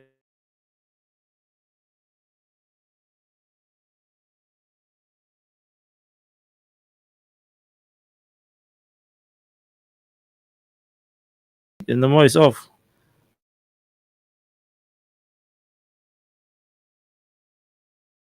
The person playing. So we just can't do anything. Okay, so we'll go to the telephone lines and pick all of your calls. Tonight we'll take 10 calls tonight. And yeah, what do you have to say? Beginning with this, where's the female's number? Okay. Hello? Let's hear you.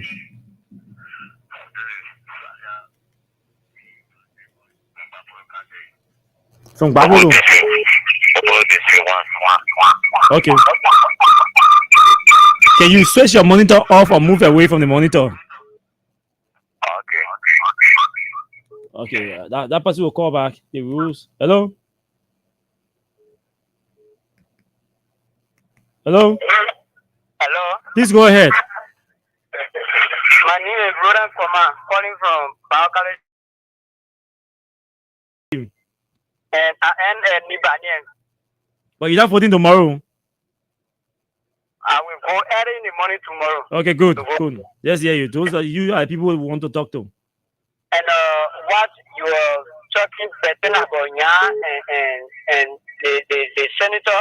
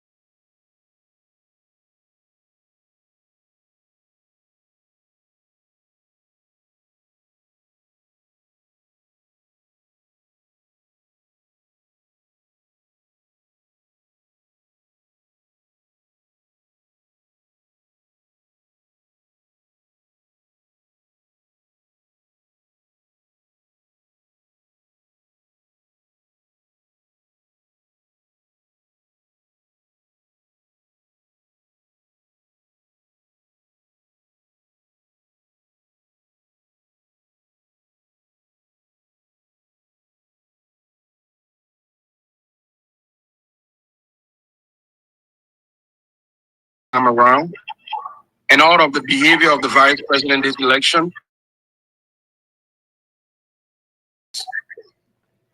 Let's assume that his actual motive or reason for supporting Koga is because he wants to have a balance in the Senate. Let's assume that that is the reason. Mike Blumer is Gil. Garrison Yelu is Gil. I am Gil. Oh, there's another Gil candidate. Koga is Gil. Now you mean to say that you want a Gil candidate? Those are the 4 Gil persons you have in the race. And now Sam Koga Sam Koga is a sitting lawmaker, for which reason, if he were to be elected, the government will have to spend another thousands or millions, whatever, to find his replacement. What is the logical justification? And I told Jerry himself. I told him at his house, I told him on the phone, and I've told him in so many text messages that my problem with him is not because he's supporting Sam Koga, but the measure of the hypocrisy that has become so unprecedented, and it's now followed by bad behavior and disrespect for the rule of law and the laws of elections in this country. So my point here is the measure of the hypocrisy. And to those who are supporting Jerry's bad behavior is funny. In this moment, the measure of the violation of the law. And so in this recording, the Jerry he is referring to is the vice president. Go ahead. Of our country is funny now. 14 months ago, they were crying around Pinsville. Oh, George, we are then using 50 million Liberian people money. You are now only using so much of the Liberian people money. You are now acting like you are actually constructing a foundation for dictatorship. So that if in the future, if you were to become president, we can now project onto the future what kind of president you will be. You stand in public square and you say, do the thing. You're not a monarch, my friend. And you have diminished the possibility of ever becoming president in this country by 1,000-fold. Let me tell you something. I have my supporters here in Nimba County. Madam Edith Gonglo have a supporters here in Nimba County. Blinwo has a supporter in Nimba County. Garrison Yelu has a supporter in Nimba County. You have now created a scenario. And let me tell you this quickly before I finish that point. I know you guys are many on the show. I'm a chess player, a professional chess player. I won multiple championships in chess. I see that the Unity Party government is playing long game chess with Jerry, but somehow he does not have the ability to see. In my mind, it's a long game that the party is playing with him. Because what is the reason for investing so much political capital in this race? Behind a candidate that you cannot justify, he's the most qualified. He's not the only guild candidate in this race. There has to be other reasons. So earlier today, we heard again that he did not go to Gapley, the vice president.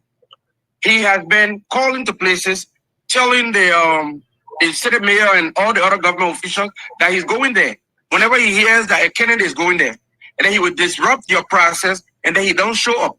So for me, he has gone so far in not just violating the law, but doing things that are unprecedented and that are not okay. And for me, many persons would not be happy with him in the weeks and months and probably years ahead. That's all I wanted to say for tonight. So that's the voice of one of the candidates in Nimba. A Fangado, a Guillaume. You listen to his analogy. And the tension in Nimba tonight, as I speak to you, part of it is that people who the National Elections Commission train higher, they apply, they train them, accepted them, and train them to deploy them to the different polling places. Within a space of 10 hours, because the guys were told to go to Ganta yesterday, Sunday, their names will be up and that they will receive payments or portion of their payments through mobile money to start deployment or to get ready for deployment to their different polling places or polling centers on Monday. Yesterday on Sunday, they went to the place in Ghana, the PSC school in Ghana, and the names were not posted. When they made inquiry, net people say, "Oh, you'll come out tomorrow, Monday."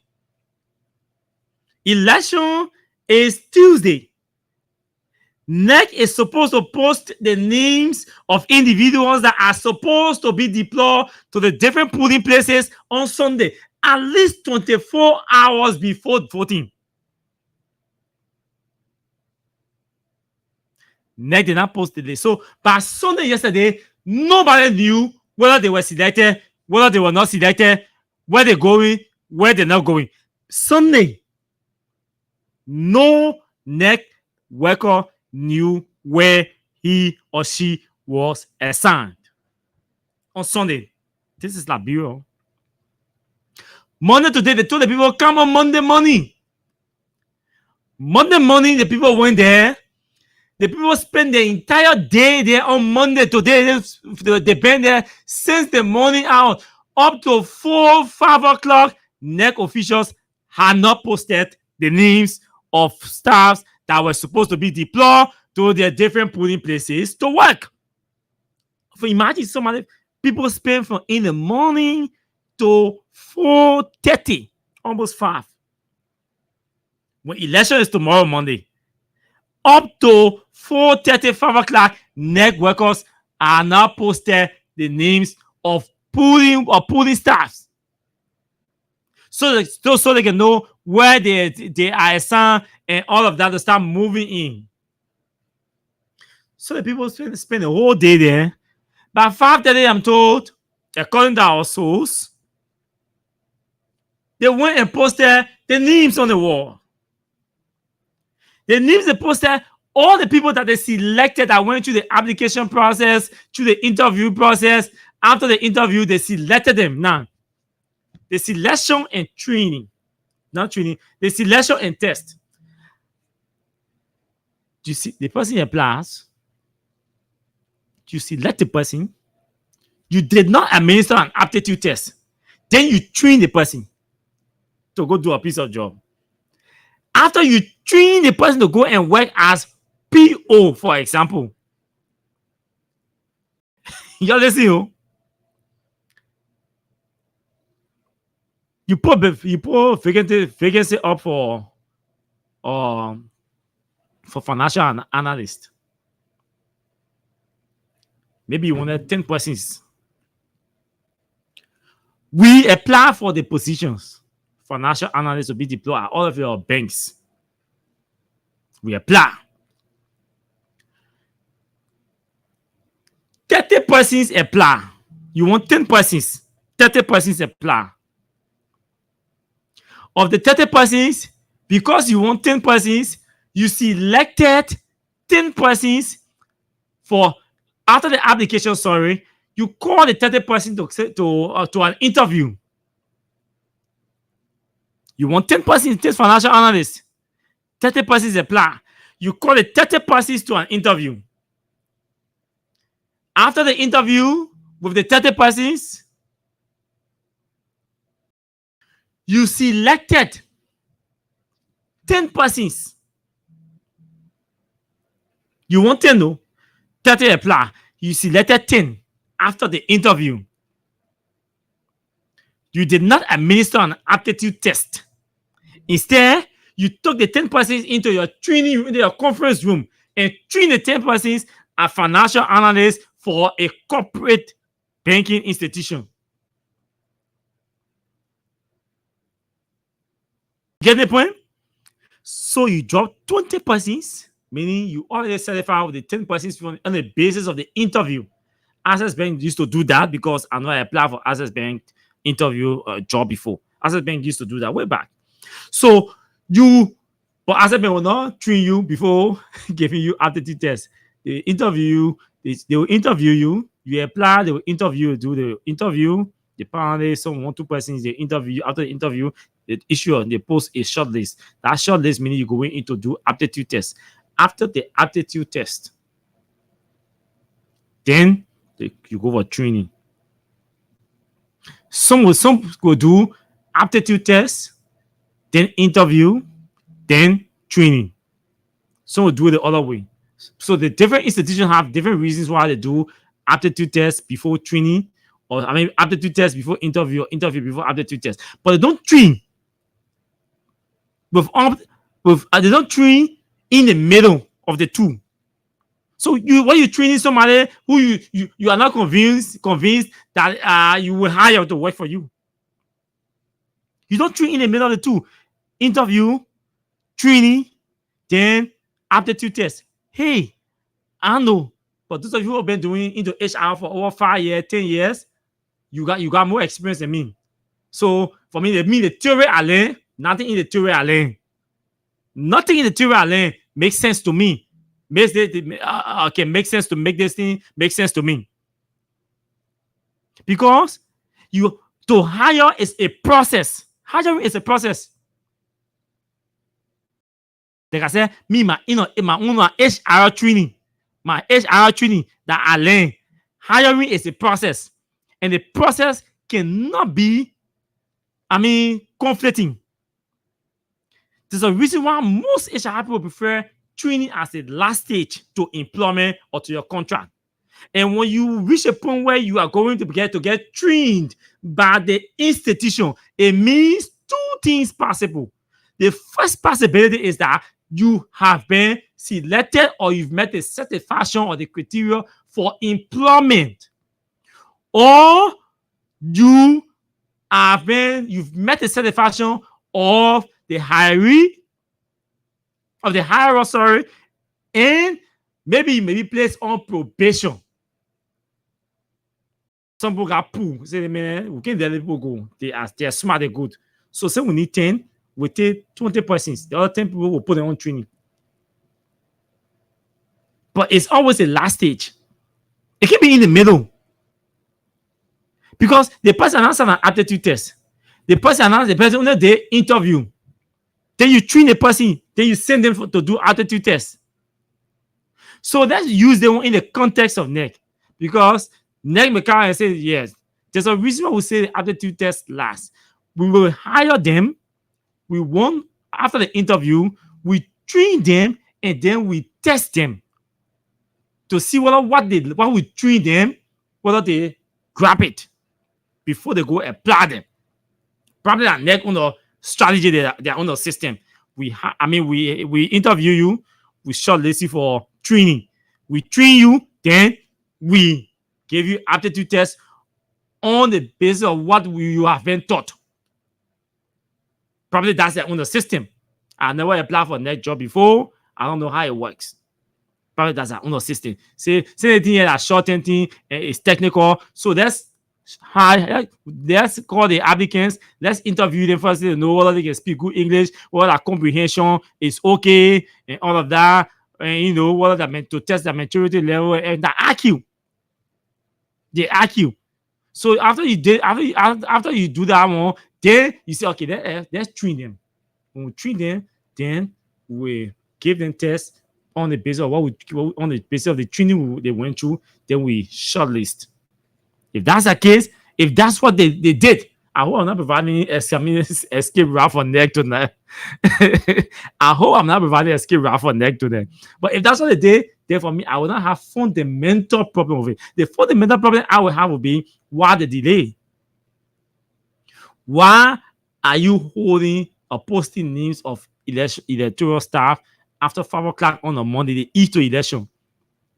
When the people are supposed to be deployed, some 3 hours distance, some 2 hours distance. And you're posting the names 5 o'clock.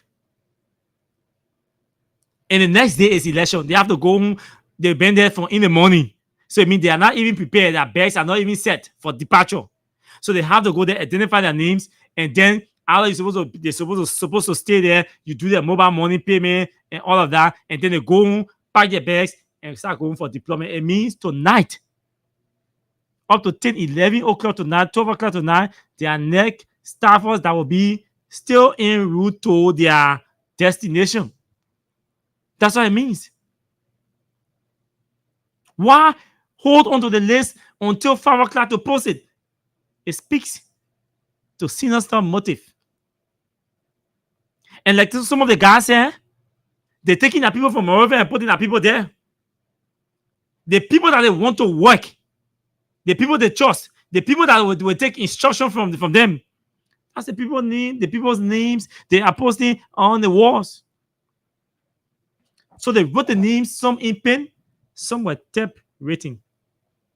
You see this long there? I see there, Dalaba, Memo, Zoya, Fatu Dodo, Topa, Sakpa, Mame, Banks, all the names here written in pen.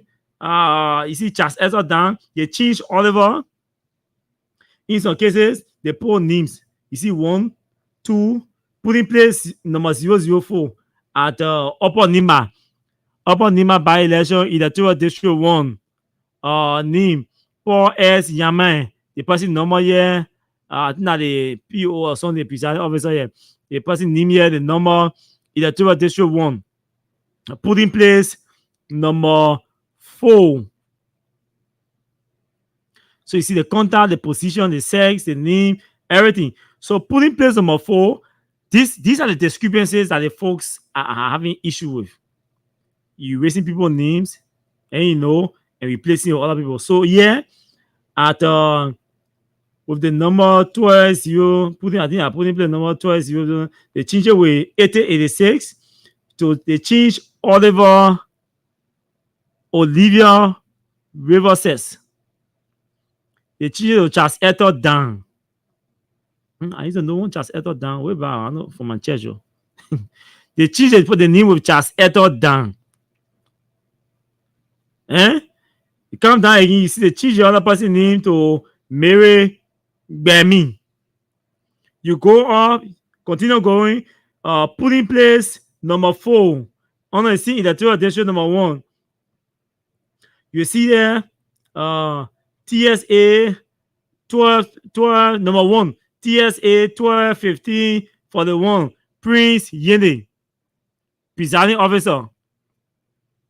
Then between Prince Yene, between number 1 and number 2, they post some other name there. They change it from Princess Guanu to Princess Gay. They wrote their pen. So they drop Princess Guanu, that is tab rating, meaning these are the names that were selected because they tapped them. So it got somewhere, they started replacing it with pen. So Princess Guanu is replaced with Princess Gay. Princess J. Gay. Comes down to just where Charles Eto read. So Charles Eto down is put in place number 5. They replace Olivia S. Riverses to Charles Eto down. Come down, they replace they replace Grace number 5 on put in place number 5. The 5th person name is replaced. Grace Dologbe is replaced with Mary Bropo. You go down, put in place number 6, everything okay in pen. Let's go to the next sheet. Let's go to the next sheet. You come down here, you see put in place. That's one is Messiah, Isaiah Christian Academy, TDT 05. You see put in place number 1. All the names enter on leg for put in place number 2, whose name is written in pen as a presiding officer, Rhoda Cassell, presiding officer. You go down to the next list. Now they want placard, so pen. so pen. The names here, the prison name, Lee Donna Femen Hope Memorial School. Put in place 1. Lee Donna put in place 2. So the whole put in place here. Let me see here. Lee Doma, the whole pay in Lee Doma in Lima. Lee Doma Femenk Hope Memorial School. This entire put in place. Put in place 1. This are prison. Put in place 1, 2, 3. All replaced. So pen. they wrote pen. All the names. I'm saying one. I say all. So from lead donor, all the polling places, they written in pen. The information. You come down again to Yedekori,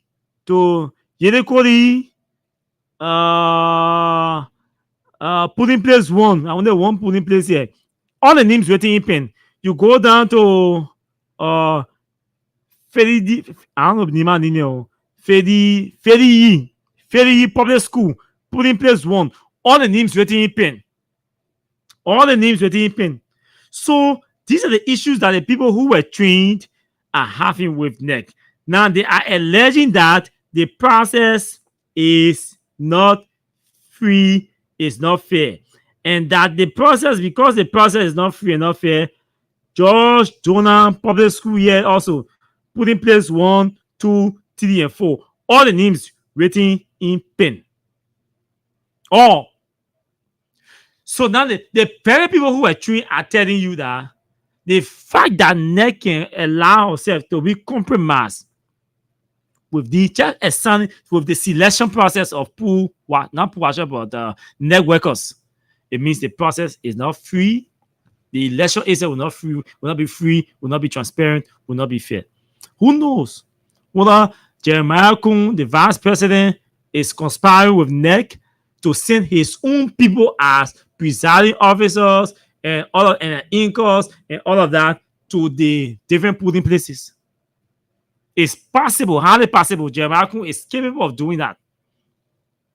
And the election magistrates in Lower and Upper Nima, one of the speakers said they should be dismissed. Whether they will be dismissed is another issue, because those guys are working for Jeremiah Kuhn. Those guys have been working for Kuhn all those years. That's how Kuhn has always been winning election in Nima, because those guys have been working for him. You saw the electoral process in Nima 2023. What happened?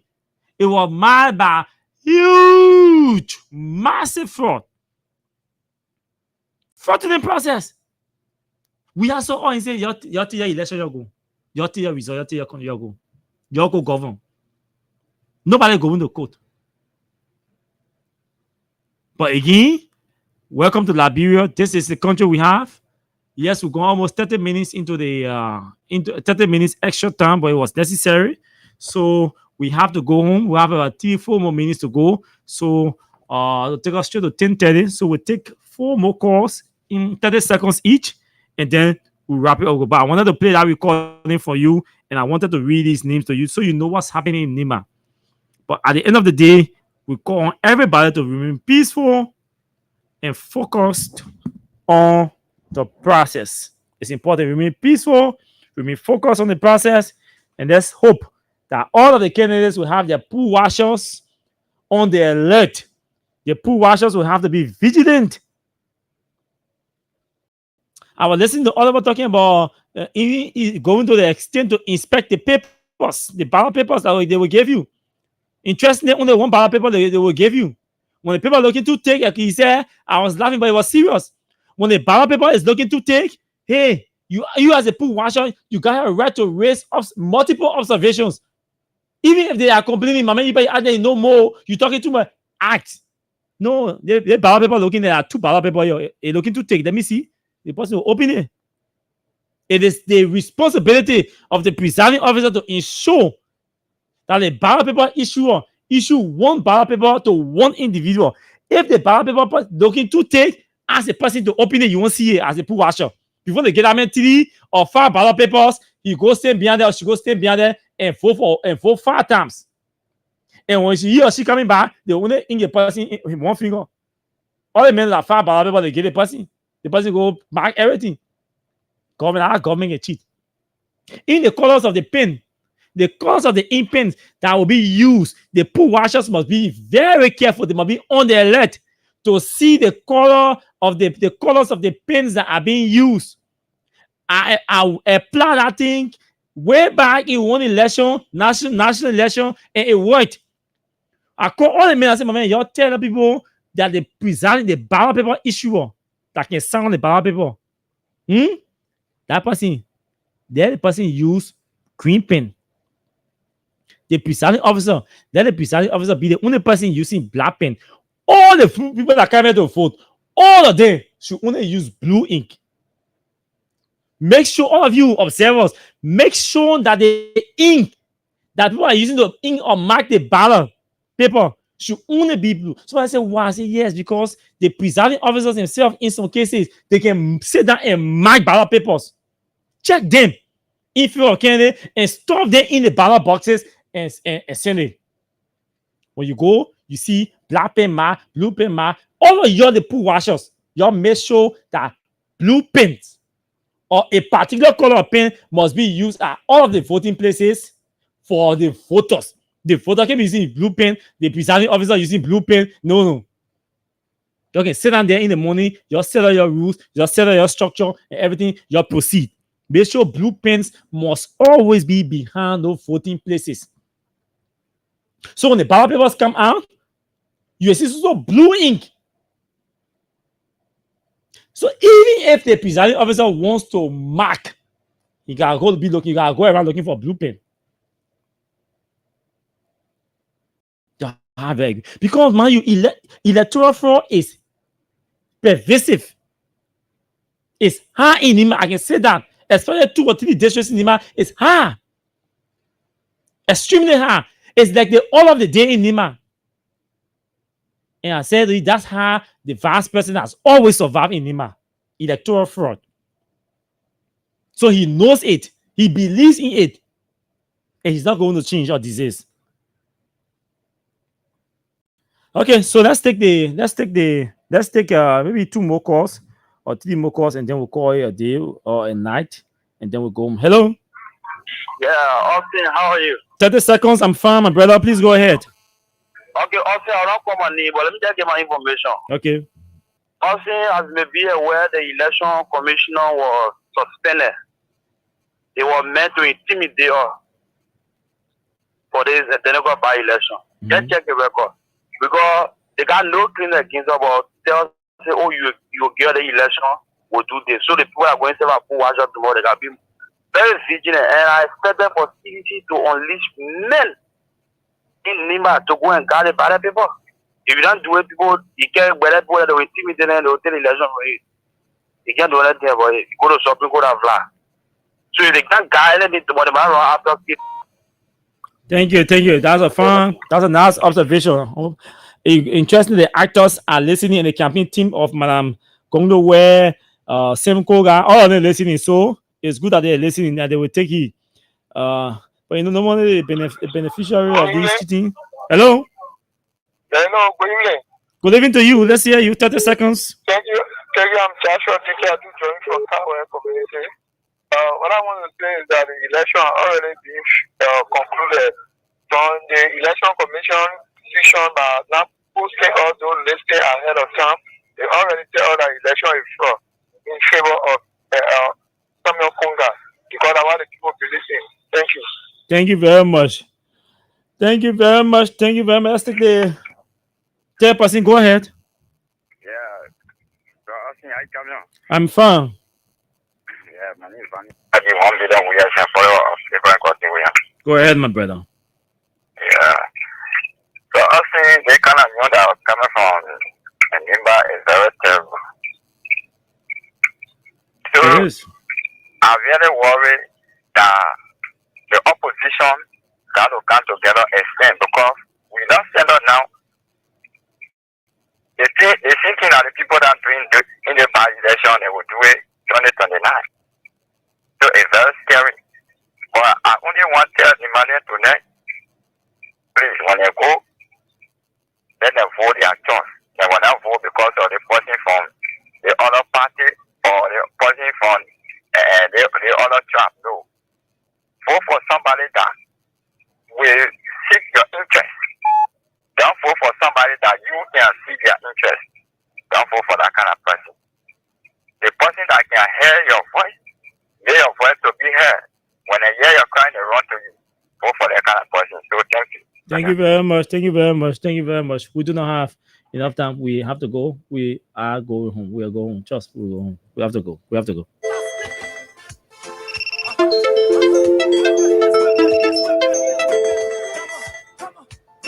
I know are sleeping now. You gotta wake up small, yeah? Okay, let's go.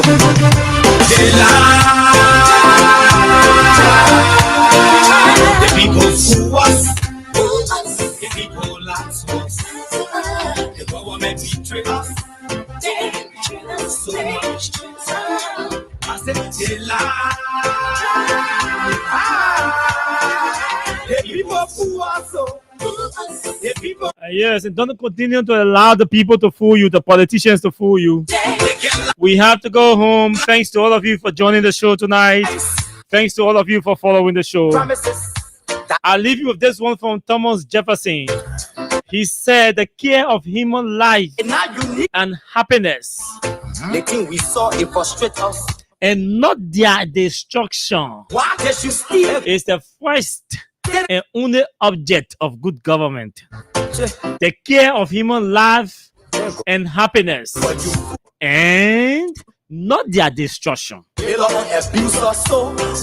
the first and only object of good government.